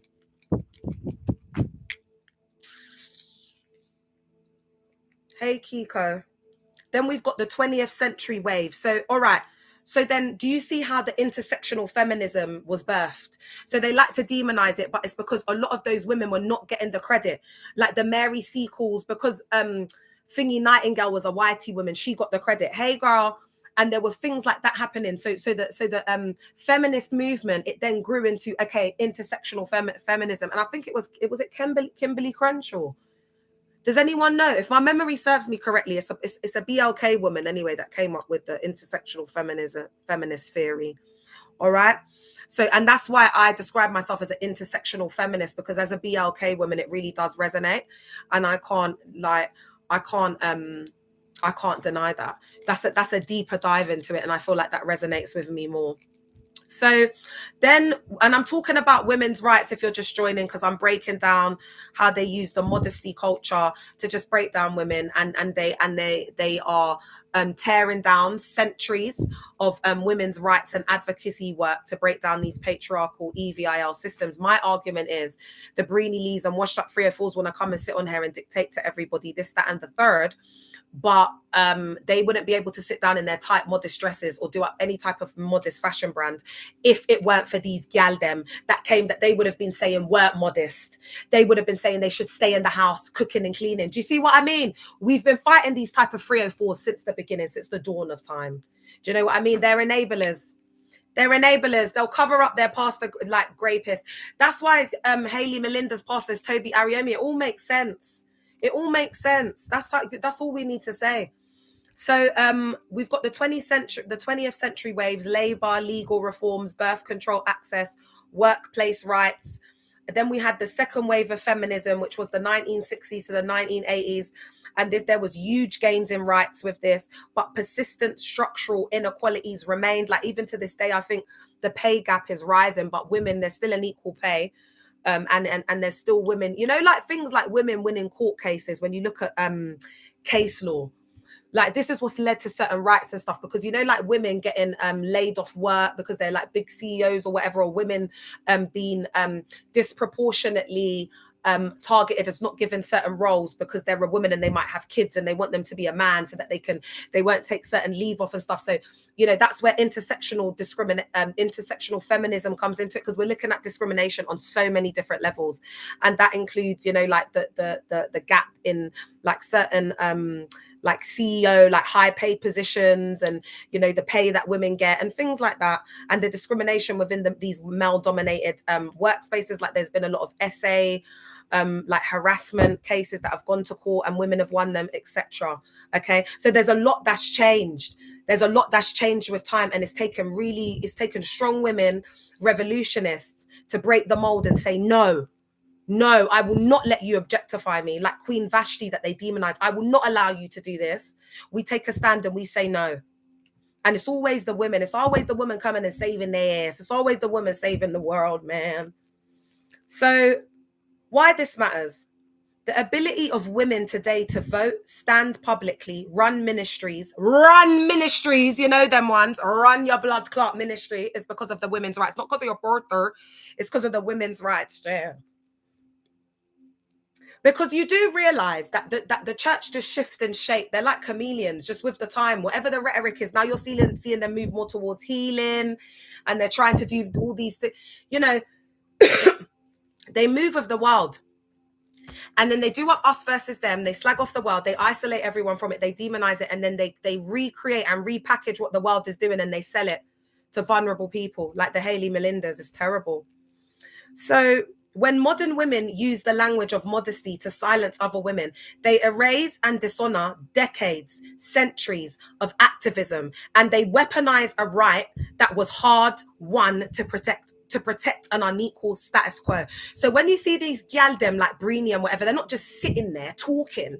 They are dismantling and dishonoring decades and centuries of activism, all for self-gain, because they are, why? They're male-centered. Everything is about some D with these gal them, whether they know it subconsciously, unconsciously, because you for lack of knowledge, you've perished. And then you want to be infecting the rest of the world and raising up. What are they going to teach their daughters and their kids? Hyper religiosity. Your kids will reject you. They'll see it later on when their kids start rejecting them because they haven't been a mother. They've just been feeding this they'll see it. Their kids will be on TikTok talking about their mother. Mark my words. All right. But do you see that? The ability for women to vote today or even be able to have a ministry is because of these historical rights. And then they want to sit there and internalize. You know, when these women come and talk their human fecal matter, I'm just going to get out the condensed timeline and just be like, oh, okay. So if it wasn't for the suffragettes movement and the 19th century, the Amendment Act of whatever, you wouldn't be able to be standing out here today talking with your tracks, my love. What's your response to that? That's what I'm going to start. I'm going to start hitting them, you know, with facts. You know, when I'm like when they try and chat to me, I'm going to start, especially the women, I'm going to start, because just to show you lot that they don't know a damn thing. They know nothing. They know absolutely nothing. And do you know what else I need to go into as well? I'm not saying everyone, but there's going to be a large percentage of people in these spaces that come from low socio-economical backgrounds. They are going to be what I call, and this will all be in my book, the Black working class member. Yeah, and these could be people who are in like low minimum paid jobs. And this is no disrespect to anyone, guys. I'm not saying, please don't misconstrue what I'm saying. I just need people to understand that if you're in these environments, you have no common sense. So then if there's this lack of knowledge and people don't have they don't have this knowledge, they don't have this way of thinking, then they're easily exploited. Yeah, oh God, I'm looking bald on that side, isn't it? Yeah. Oh well. Everyone's got alopecia. Everyone's got traction alopecia. Any black girl that comes on and acts like they don't have traction alopecia, you're a liar and the truth ain't in you, man. Because all of the different styles that we've done, everyone's got a bit of traction, babe. I'm not ashamed. Do you know what? I'm not ashamed to have a bit of traction. Are you lot? Who's got their bald spots? Come on, gal them. Don't leave me hanging, man. Come on, man. Who's got a bit of balls, a bit of traction, alopecia? I've got it on this side. Who's got a bit of traction? I'm trying to put some oil. That's what I'm saying. These gal them don't know me. Baby girl, I don't care. I've got no shame. I'm like a bush yard gal from Cold Harbor Bay. You get me? In Jamaica. Oh my God, I used to have this fine ex that was Jamaican, you know. He used to have that, you know, like when them guys like from South, they talk like that, and they got that little laugh and that. But that's over because, you know, like I'm celibate, I'm dedicating myself to the works of the Lord. Because men, I just feel like at this stage in my life, I just don't want any distractions. And I just feel like when you start getting the back blown out and stuff, it's like your brain starts going all DUMB, man. I don't know for these man them, you know, like, especially if you know you get D whipped. Like for me, that's why, do you see why it's dangerous when you got these pick-me's? Oh, it's crazy, man. All right. So what part am I on?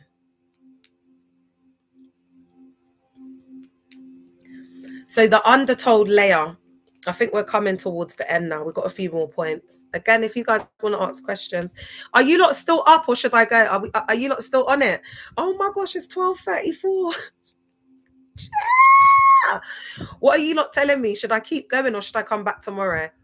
It's not the culture. If you lot are tired, just say. But I feel like on TikTok, you lot don't care. I feel like you lot would just leave, innit? But I don't want you to feel like, oh, I'm up. So what are you lot? All right, just tell me if you're getting tired then, because guys, I've been taking some sleeping tablets. Oh, okay. I've said to you lot, I've been taking what's it, parathemazone or whatever. Chair. So I've been getting my, you know, like my full sleep. So once I come off this, I just take that little sleeping pill, chair, and I'll be knocked out, you know, good 8 hours. That's why I don't care. And in the words of Hayley Melinda, I'm too broke to not be visible. Why not? I'm too broke to not be visible. I might as well be up at 1 a.m. innit? Because gal, like, you know, these gal, they're just 304 and, but I'm just too broke to not be visible. So I'm just gonna be visible, man. All right. Let's get into it. The undertold layer. BLK women, erasure, and the double struggle. BLK women were essential to suffrage and civil rights, yet were repeatedly written out of mainstream narratives. Their activism shows a dual fight against ageism and sexism. These are the real heroes. And this is what I mean when I talk about ancestors and stuff. They don't want us to know that we've come from these powerful, you know, BLK women, because it's too much power.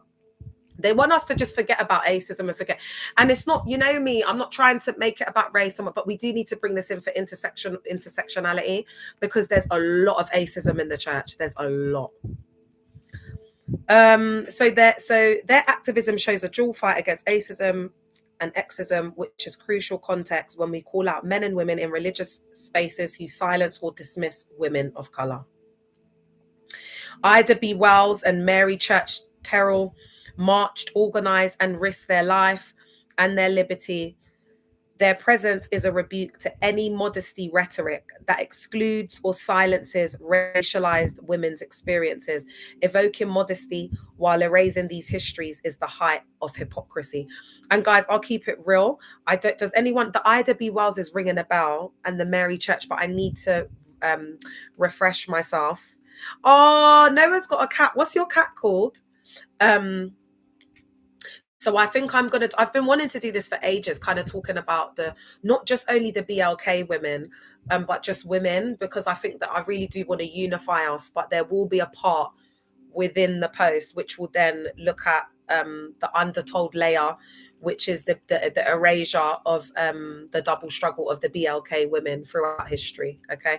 Because we experience a lot of the, you know, just the hidden knowledge and truths behind a lot of the inventions and the works that BLK women did, and it's all been hidden, and, you know, it's all coming out of the surface. That's why I said, guys, you thought 2025, get strapped in. Like for the next 9 years, there's going to be a lot of shifts and changes and a lot of truths being revealed, because we're having like a reset on, you know, like from patriarchy to matriarchy and all of the like the narcissistic collapse and the power that like these really corrupt media and like news TV outlets had and things like that. That we need the collapse of that, so the power comes back to the people. And but it's an eventual process. Oh, he's called Fury. That's so cute. Oh.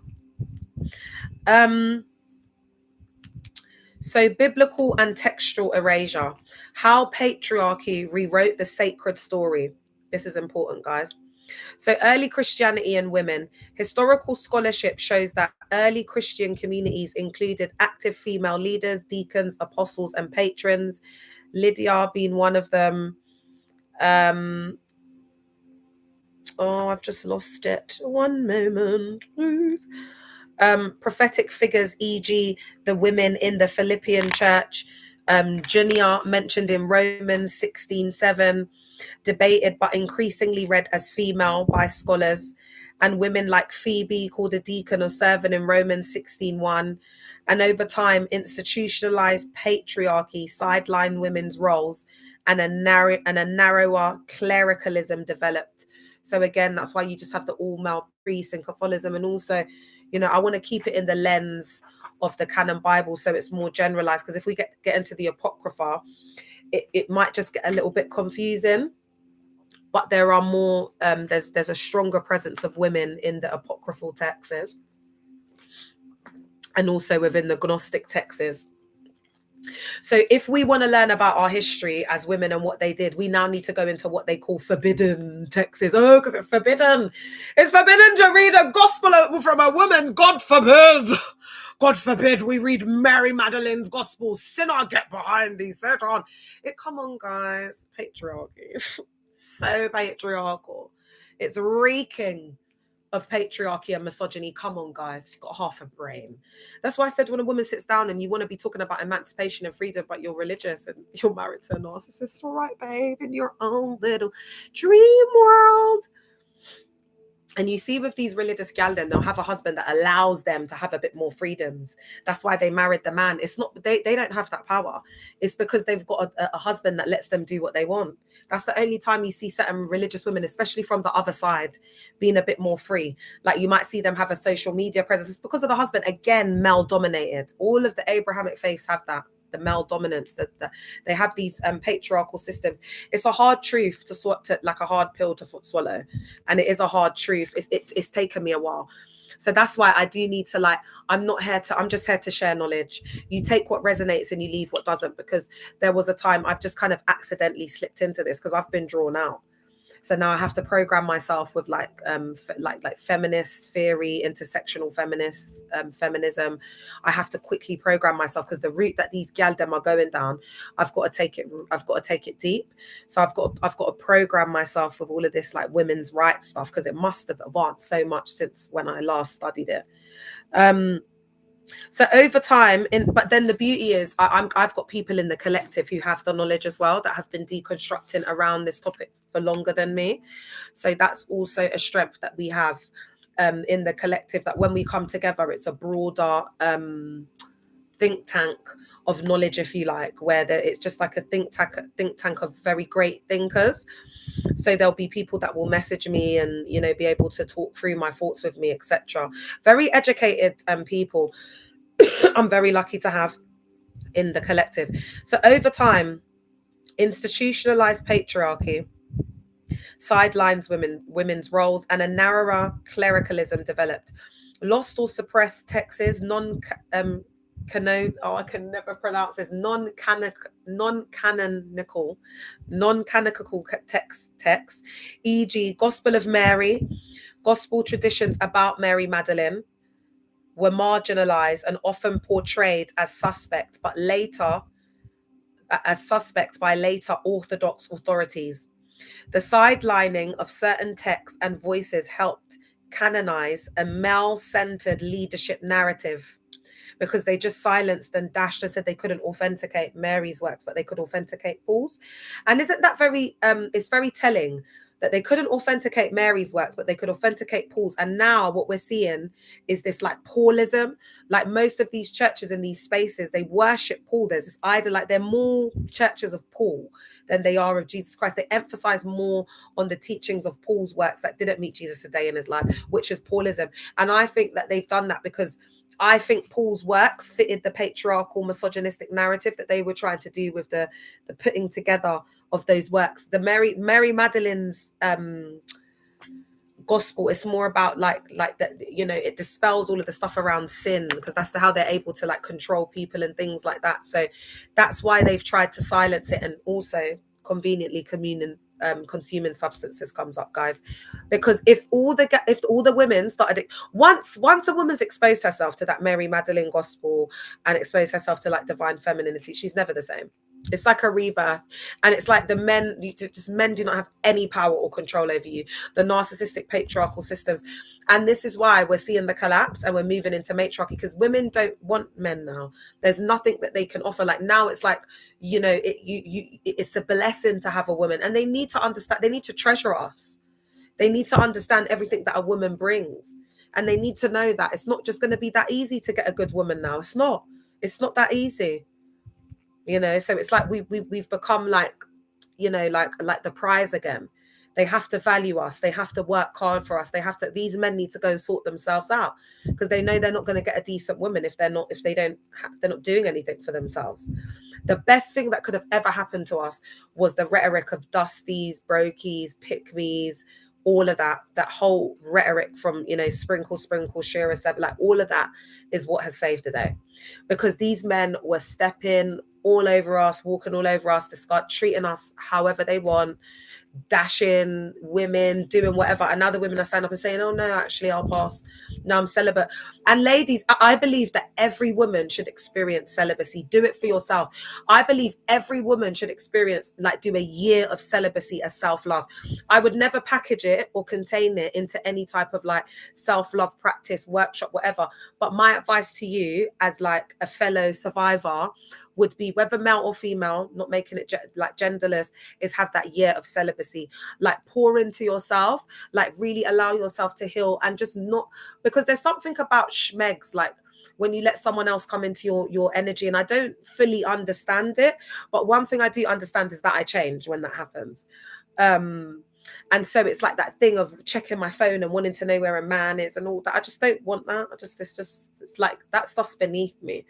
Do you understand what I'm saying? Like now I want to look, I'm looking at like global humanitarian crises, and do you know what I mean? Like, what can I do to help this MESS that is this washed up 3 or 4 Instagram whores, turned free wogs? You know, what can I do to stop this rhetoric? Because I got kids, man. My child's going to be 12. I can't have these gal them. You know what I mean? Are you all right? Now make it. Hey, Salo. All right.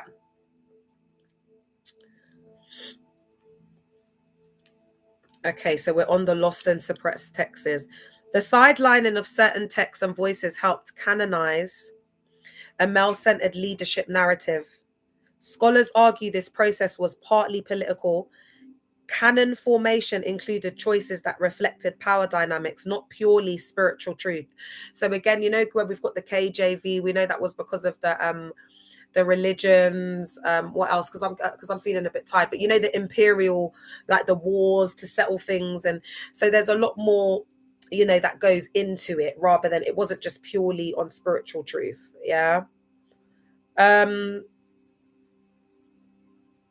So scholars argue this process was partly political. Canon formation included choices that reflected power dynamics, not purely spiritual truth. The result, the scriptural picture we inherit, is filtered through centuries of patriarchal interpretation. When modern leaders weaponize texts about submission or silence women's authority, they are using a tradition that itself is a product of gender power plays.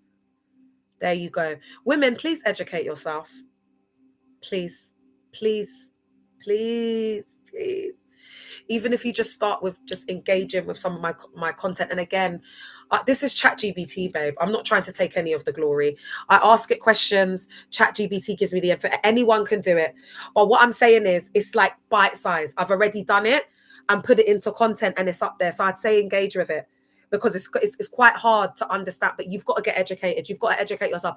And I'm not talking about book smart education. I'm talking about the secret knowledge and wisdom of. That's what the true currency of this universe is about, guys. And mark my words, if you follow that, like within like 9 to 10 years, you'll reap the benefits of it, like sowing into self and loving self. Okay, Noah says there is a certain validation people get through intimacy. If you give and receive intimacy, it's possible to become dependent, which is for some people, which is why for some people it's important to be able to say no. Yeah. And then what they've been doing, I don't really like the stuff about, oh, you're cheap and you're this and that if you decide to like sleep with a guy or whatever, because some women might just want to sleep with the guy and just enjoy it. Not all women want a relationship. Some women just want to, and that's fine if that's what they want to do. It's their body, their choice. Do you know what I mean? Because I'd rather a woman do that and have her power than be getting frigging abused by a man that's walking all over her. Do you know what I mean? I'd rather a woman have her power, because that's the realness, guys. It's a jungle outside in these streets, man. Do you get what I'm saying? So what you're saying is absolutely right, Noah. Yeah, it's not a one size fits all thing. Yeah, definitely. I think you've written that really beautifully. Thanks for that. He's absolutely right. And that's what I'm saying. Like, to me, this is masculinity, like that emotional intelligence and availability. Like, there's a lot of men that don't have that, but at the same time, there are a lot of good men that do have it. And that's why I will never be a man, HATER, because there's some content creators like on TikTok and that I've seen, and books that I've even read. Like, how can I deny like Young and Van der Kolk, like Body Keeps the Score, and amazing like scientists. Like my granddad was a physicist, Dr. Russell Stannard. Do you know what I mean? Einstein, like people who have made, like my step granddad, people who have made like advancements. Do you get what I'm saying in the science world? And that's what it's about. Like I remember very early on when I came out, I said, even when I had my struggles, like, with my ex, not my ex-husband, my ex after that and things like that. And I just said, I'm not going to allow this world to make my heart go cold.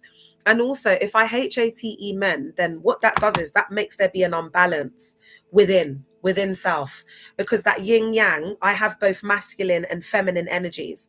So if I then HATE the man, then I HATE myself, you see, because even like my dad is even a part of me, even though he ain't done human fecal matter for me, but still there's that balance of masculine and feminine energy, because and that's why around like the LGBTQ plus, and when we talk about gender and sexuality, I think as time goes on and I carry on deconstructing and I get to that point, I think even unpacking that, because then it comes to, isn't masculine and feminine, and isn't that just energy?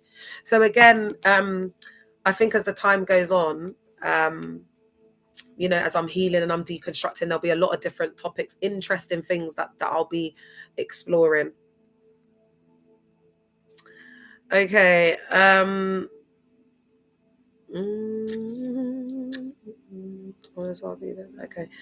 Okay.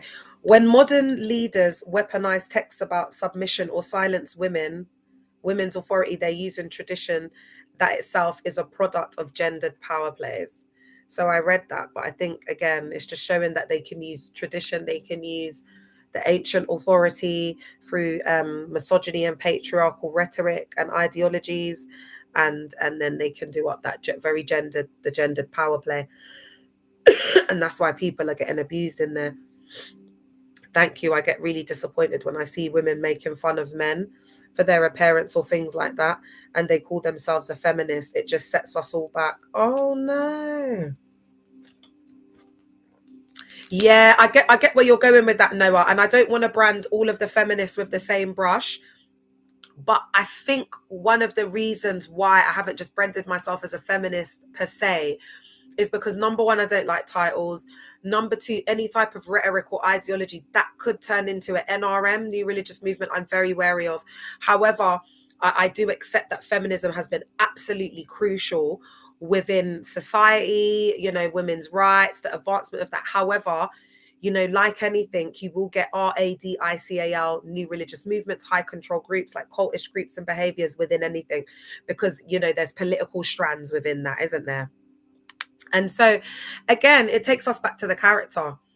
You know, you'll know them, do you get what I'm saying? Like, by their fruit. So if someone's breaking down another person, again, you know, I think that some people, HATers are just there going, oh, I'm feminist. So they do, I think they ruin it for everyone else and give them a bad name.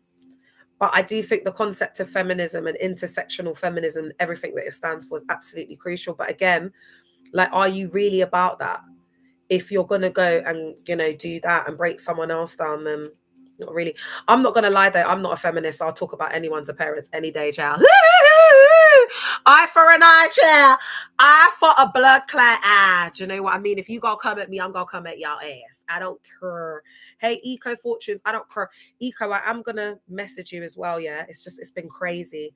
It's been absolutely crazy this week. Of course, if you do it, own it, and that's fine with me. Oh, I love Noah. He's so sweet. Oh, yeah, man, I don't care. I mean, I'm petty, I'm pretty, and I'm petty as. I'm pretty and I'm petty as. Do you know what I mean? Are you all right? Start quoting some Cardi B, my queen. Oh my God, I love me a bit of Cardi, don't you? Cardi just makes everything all right. I love that bitch, man. Oh my God, I'm so glad that she escaped Offset. I don't care if that guy's got 5 baby daddies. She had to do what she had to do to survive. As long as we've got Cardi back, that's all I care about. Whatever you gotta do, girl, to keep making that music. All right. So let's look at how internalized misogyny links history, present hypocrisy, and the thorough and the through line. Minano. All right. So let's look at the mechanism of erasure. Patriarchy operates by extracting labor while controlling the narrative. Women who benefit from being the trusted inner engine of a leader. Okay. All right. This is important. Woo! So women who benefit from being the trusted inner engine of a leader can gain status, but their status is fragile and conditional. To protect it, they may adopt the narrative that normalizes their conditional value. Modesty scripts police and other women. So this is why, you know, like I was this. So, you know, like when they're the right hand, and usually you'll notice that these pastors, they've always got women around them. It's weird. Do you understand? And that's to enforce the modesty. That's to enforce the policing, because you become that woman that's like, oh, nice dress. It's a bit tight today. And it's like, what I'm saying, it will affect you because I'm like respected. Do you understand? Like I'm a leader. So if I've said that to you, you're going to be feeling like human fecal matter for the rest of the day because my opinion matters. That's how they break down the women. Any news about the LCI pastor who needs medical assistance? No, girl. There ain't, girl. Eco, I'm going to message you outside of this because I would need to say a few extra things that I wouldn't be able to say online. So I think you've sent me your number in it but I would talk to you about this off the record because of you're an OG survivor. So I will tell you offline. Is that all right, babe?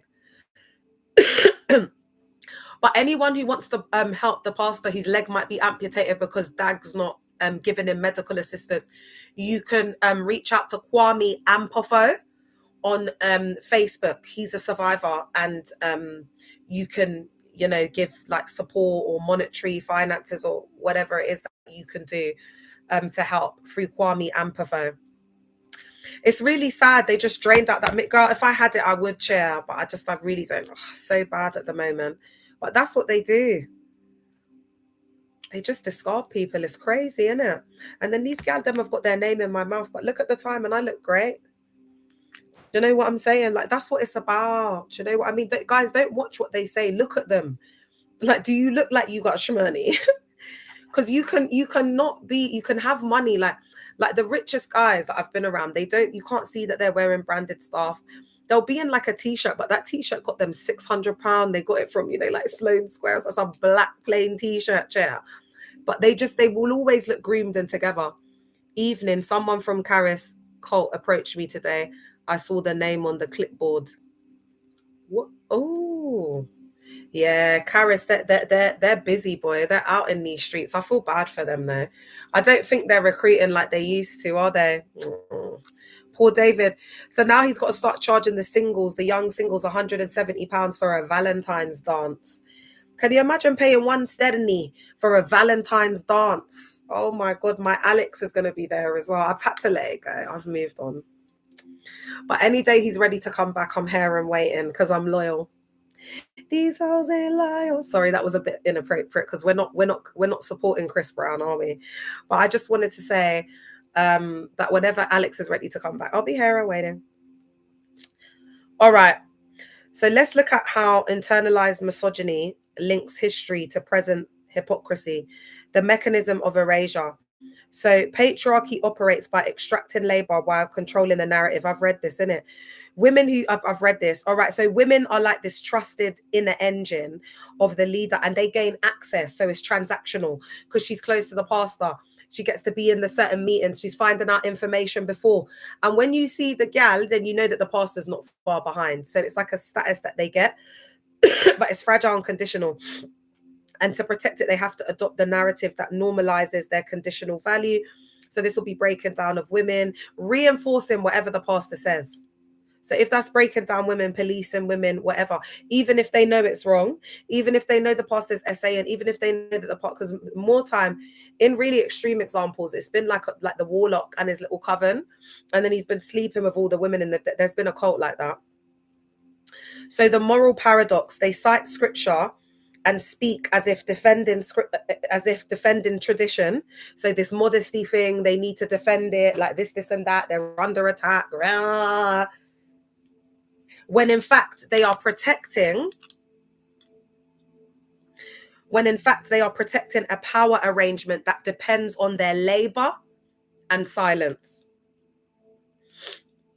That's why you see so many women on the internet, because it's just these wannabe prophetesses that didn't make it, you know, in their little branch church, because there's so much patriarchy and misogyny, and then they just come online with their weird spirits and start to do up personal profit and start to thief people's money and control people. There's a lot of weird spirits within Christendom, because anyone can come in there and say they're a prophet. Anyone can say that they've been appointed, they've gone through prophetic school. You know, it's the MESS, guys. Come on.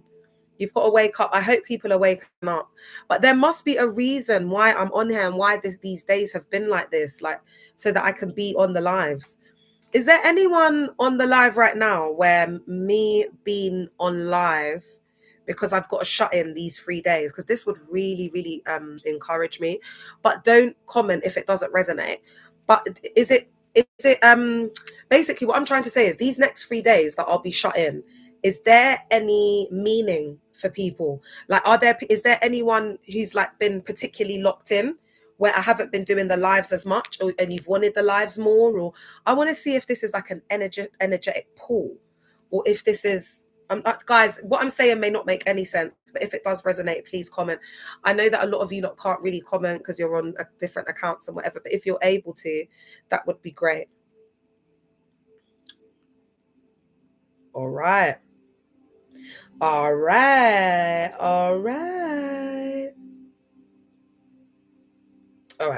Celebrity religion, monetization, and the incentive to moralize. Pastors as influencers, large congregations, and online followings create economies, visibility, donations, books, courses, tickets, events. So moralizing content performs well in attention economies. It's shareable, it stimulates outrage, and it cements the speaker's relevance. And they don't care how they do it. Like, look at the Ollies and the Jessies and whatever. Do you know what I mean? They don't even understand how damaging what they're doing is. Like, it's so sad, because as a result of the Ollies and Jessies, and when these laws start to come into play, I'm going to do, you know, like how they sit down with their content, with their Bibles on their lap. I've been watching all these MFers. I'm going to come and sit down with my Bible and be like, now that the laws have been passed and it is illegal to preach on the streets, we've got Ollie to thank for this. The good Lord. You know what I mean? It's ridiculous. Because they've got issues. They're running from the trauma. So they're going out and they're abusing everyone on the street. And now it's like reach Parliament. Like, now it's reaching like, you know, like, it's reaching like, like working group meetings, and it's coming up in management meetings in the police force and things like that, because they're going all over the country doing it. So now it's got to the point where my man has to leave the UK to go and do up what he's doing. It's crazy. After he's done the damage, and then how does he reframe it? Oh, the good Lord is calling me to Amsterdam. Oh, whatever, babe. After you've done up the damage, now people can't even preach on the streets without getting removed by the popo. You did that, Ollie. We've got Ollie and Jesse and co to thank, because it's inexperienced people that have been saved for a couple of years. They don't study to show themselves approved. They're addicted to the adrenaline. It's for the fame. It's for different things. It's not about God. It's not about God, because you have to go through a wilderness period. Like look at Moses. He was in the wilderness for so long. Like the 40 years, the Israelites, there is a wilderness process you have to go through. You're too young, DUMB, and naive. For lack of knowledge, our people perish. That's why they're laughing. That's why I don't consider myself as that, because it's a joke. And it's like, if I'm trying to defend that particular school of thought, that particular ideology, my mother didn't raise no fool. Right now, I can't defend the faith. I can't. I can always defend Jesus Christ, because he's the same yesterday, today, and forevermore. Do you know what I mean? So if it comes down to the scriptures, the Christ consciousness, what Christ taught, we will never find fallible. That is infallible. The words of Jesus Christ are infallible to me. Take what resonates, leave what doesn't. So how you gonna come and check me, boo? Do you get what I'm saying? It's a religion that's a disgrace, not Jesus Christ.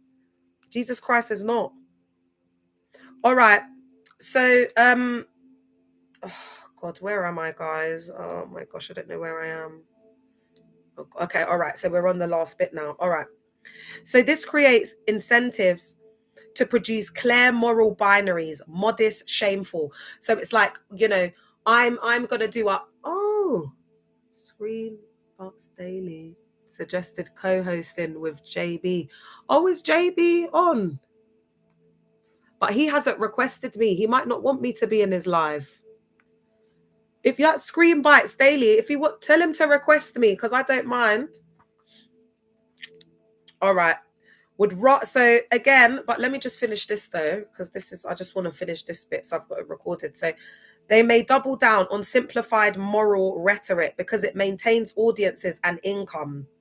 The result is religious content that polices women while preserving the leader's power and revenue. So you got to think of it like they're bottom bees. Do you understand what I'm saying? They're doing the job for these misogynists, and how they come in, they're like, oh, the prophetesses and the lady pastors, they're enablers.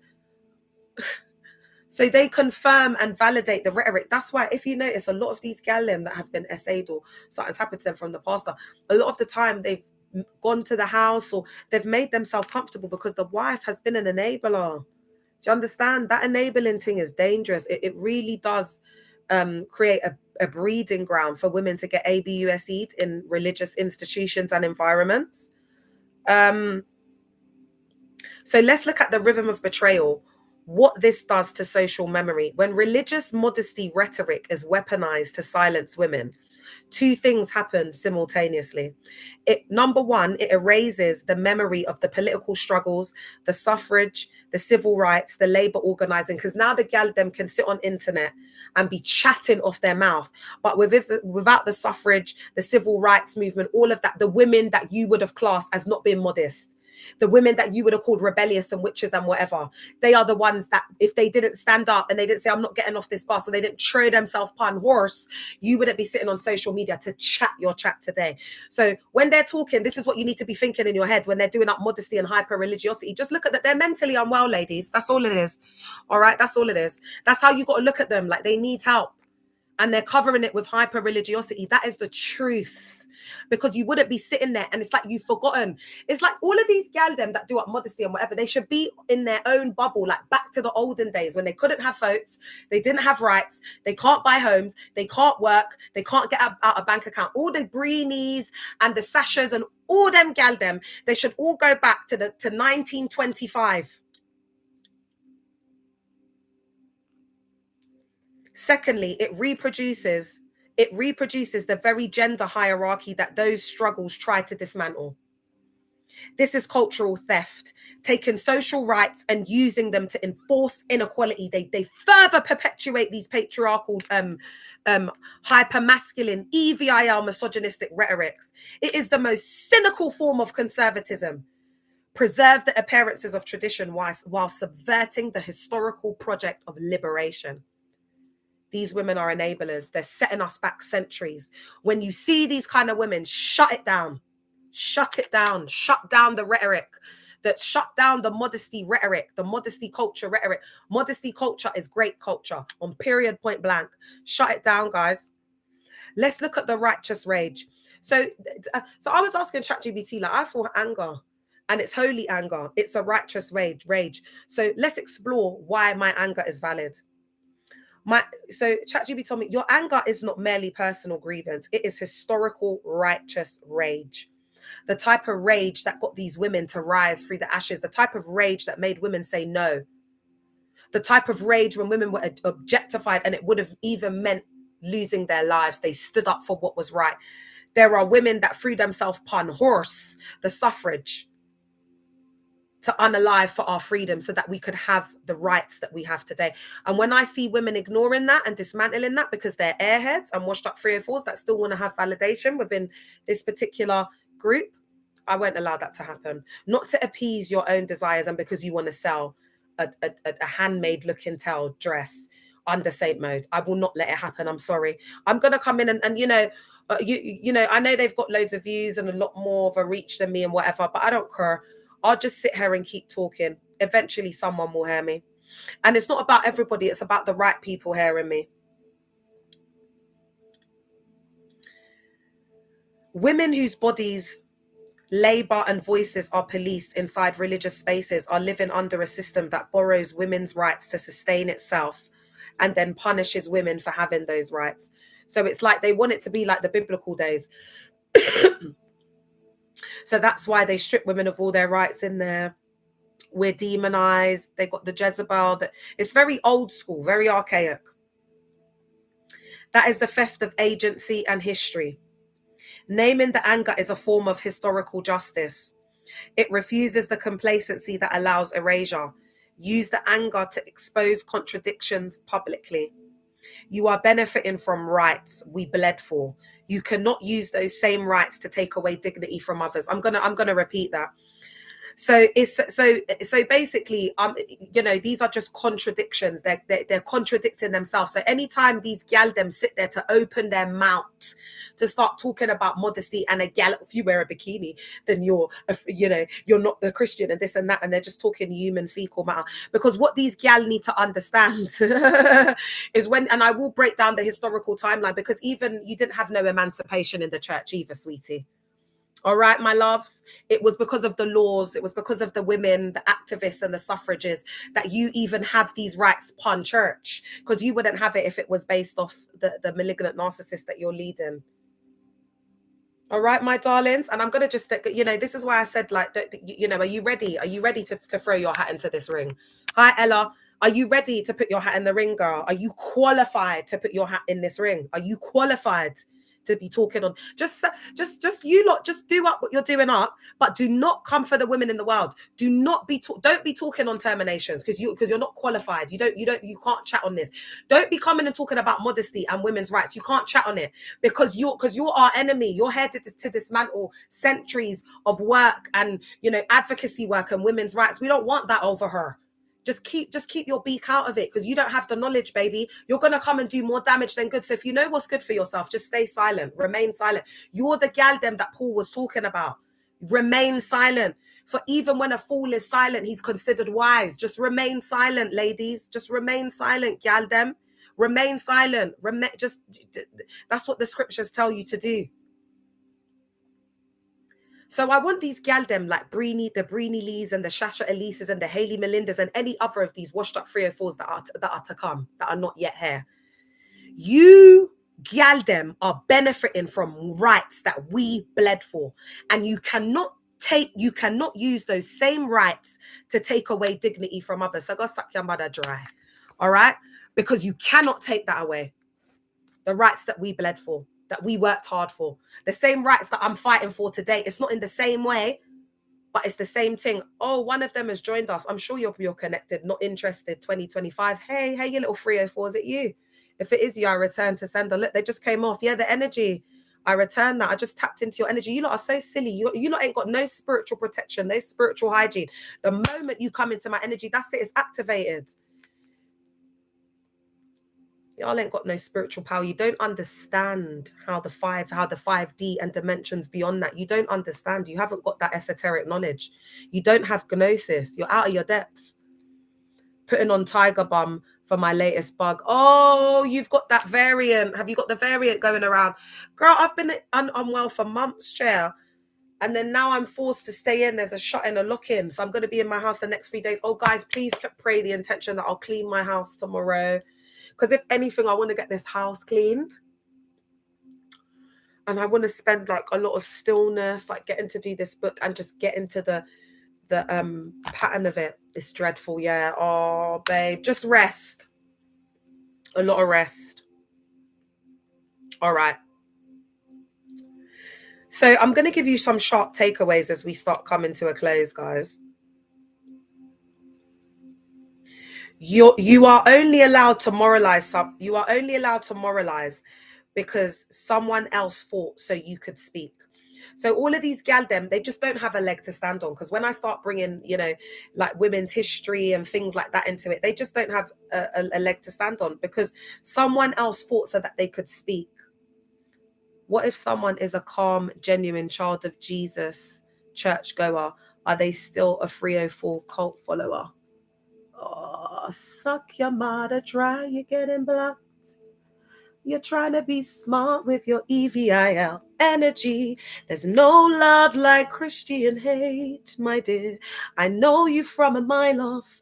I spent 18 years in there. That EVIL spirit that comes to drag people down. I can smell it. I can sniff it. It reeks. Hey, Glanville. It's a bit late, babe. I'm just wrapping up, you know. But how are you, my love? Okay. Because I've been on there for hours. Let me get the short, quick sentences.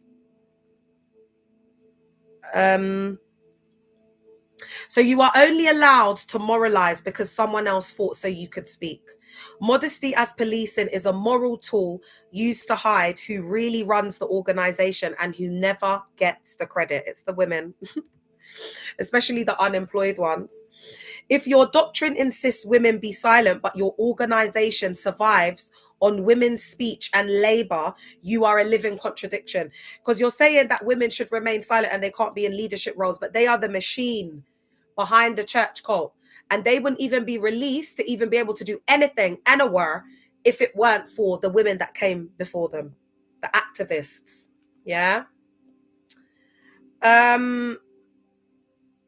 If your doctrine, okay, all right. And then we've got, this is not about purity. It's about power laundering, using holiness as a cloak for exploitation.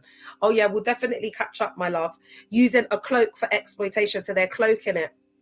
Yeah, they're doing up holiness, but it's just exploiting of people. Look at Hayley Melinda. I've told you, girls have started to come forward and expose the pyramid schemes, these events that she puts on and whatever, allegedly. So now I'm going to give you, before I close, a short list of historical names and references as powerful reminders of how far we've come as a collective of women. And even now, what you're seeing is we're more unified, like online. Like we're like, oh no, sorry, we're going to be with, you know, we're going to stand together as women, and I love it. I love seeing the collective power in this consciousness that's raised, where women, we need to stick together, and we're understanding the importance of it. Okay. So we've got the suffrage and women's rights, Seneca Falls, 1848, the 19th Amendment, 1920, and the necessary corrective voting rights, Act 1965, and that expanded access for many women of color. So we didn't get, like in the US, they didn't do what they weren't getting their voting rights as BLK women until the 60s. And then these gal then want to come and tear it all down with their DUMB airheads off. It's like, no, babe. Black suffragists and leaders, to name a few: Sojourner Truth, Ida B. Wells, Mary Church Terrell. So let's try saying their names when you try to call out erasure, when you're trying to erase systems and structures and great civil rights. Watch Breeny Lee come out with a video talking human fecal matter now. around what I've said. They're all little girls. They don't know what the hell to talk about. They're lucky they've got me to ride off the back of to start talking about things, because they haven't got a clue. They're a fish out of depth. They don't even know their word. How are you going to try and come up? How are you going to try and be in this chat and be talking when there's someone like me, like 18 years, and they're going to be like, oh, it doesn't matter about that. All right, babe. All right, babe. It doesn't matter. All right, my love. It doesn't matter. And then we've got the early Christian women leaders and the suppressed texts, such as Lydia, Phoebe, Junia, which is controversial and debated. Then we've got the gospel traditions about Mary Magdalene and the Gospel of Mary. So I'm just using these examples to underline that women were early leaders and later sidelined and deleted, and their history rewritten out of the Bible. I think the only religion that's left is it Sikhism or Hinduism, where they have female goddesses. I think they've written them out of every other religion, the women and the goddess worship and all. That's why you got to go back, ladies, and deconstruct and understand our history, you know, and what these like men in these positions who just wanted power and ego, they didn't have our divine femininity. So there's been this war. Do you understand what I'm saying? Where these men have tried to hold us down. So just please, like, do verse yourself. Oh, look, my battery. All right, do you know what? Instagram, I'm gonna go because my battery's gonna unalive. But if you want to watch the rest of it, you can go on YouTube. But this is basically I'm gonna finish off by saying this before I lock off Instagram. This is not a culture war about modesty. It's a historical fight for dignity, to use women's labor and the rights won by women, then punish women for having those rights is theft. And we will not let our history be stolen or our bodies used as a way to maintain somebody else's power. And I'm going to end on that Insta because my battery's unaliving. I'll see you soon. So again, guys, do you know what? That's so deep. This is not a culture war about modesty. It's a historical fight for dignity, to use women's labor and the rights won by women. Then you want to punish women for having those freedoms and for having those rights. And we've come such a long way. And these women want to just come and dismantle it with their hands because they're pick-me's. That's why I said to you, a pick-me is dangerous. Breeny Lee, oh my God, I didn't see it coming, her being so dangerous. But yeah, like I wish her fiance good luck. I swear to God, if that brother comes along this or he's watching this later, oh my, I wish that guy good luck. Trust me. You see, when you see it all for there 10 years later, a decade, remember what I said to you, and they're going to be like, rebuke. It's not about rebuke, babe. It's psychoanalysis. It's not, you can't rebuke this. Based off your trauma, your attachment issues, and the fact that you're sitting there trying to tear down centuries of what women have built for us to have our freedom, you're so DUMB that you don't even understand that the reason you're even able to sit down and do a podcast and have your own money, your own bank account, your own flat to rent. If that man gets up tomorrow and decides to leave your ass, the reason why you've got some money as a result of doing your YouTube and whatever is because of the women's rights that came before you. And you can't respect that. And then you're going to sit there and try and tear that down with your modesty BS and your handmade looking tells fashion. Are you all right? I hope that brother wakes up, man. Because it's just these gal them, it's just the same cycle, man. It's just the set. And then we've got all these disgruntled guys trying to do up hyper religiosity, and then they're backed by these gal them empty heads. All right, I'm going to just leave. I'm going to end on that, guys. Yeah. So I'm going to close on this. This isn't rebellion. This is remembrance. Every time a woman tells the truth, a chain breaks. We're not going back. Not in the church, not in society, not ever again. And I'm going to end on that. I hope you guys have enjoyed the live. I hope it's helped. I hope that it's been informative. And I am going to be just doing a lot more content like this, guys. I'm going to be focusing on my books. If you don't see me live as much, you might see me on live. I just don't know what tomorrow holds. It all depends on what the energy is saying. But guys, please get in touch with me. If you could encourage me, man. How is the stuff helping you? You can comment on the posts even. I do need quite a bit of encouragement over these next 3 days, guys, for me to just keep holding on. So yeah, I shall see you tomorrow. Love you TikTok. I'll see you tomorrow. And yeah, over 1,000 people watching on TikTok, guys. So do you see what I'm talking about? They all come on the FYP and they sit on there and they don't have lives. They should be getting their backs blown out. Do you know what I'm saying? Like by their husband. Like, what are you doing sitting up watching me at 1:22, babe? Like, you should be getting your back blown out by your husband. Do you think I could ever have a man that's 1:22 and I'm sitting here watching a gal on TikTok? Are you all right? And then they say that I'm the problem. No, babe. Y'all and your unalive marriages are the problem. Because then when the young, sexy lit gal like myself are outside in these streets, we've got the disgruntled single married men gawping, dribbling from the seams. Oh no, you like that, yeah? All right, let me go. I love you guys. It's been so lovely. It's been a while. I can't remember the last time I've had the luxury of doing a live like this until 1 a.m. and I've missed it. I really have. So I wanted to like just have this time with the collective. You know, it's been a while since I've taken out a good couple of hours. Oh, thanks, Noah. I will have a nice tea and cake. Same to you. Treat yourself. And I'll see you guys tomorrow. Bye. Please remember to subscribe and like the videos. Bye. Night. Have sweet dreams.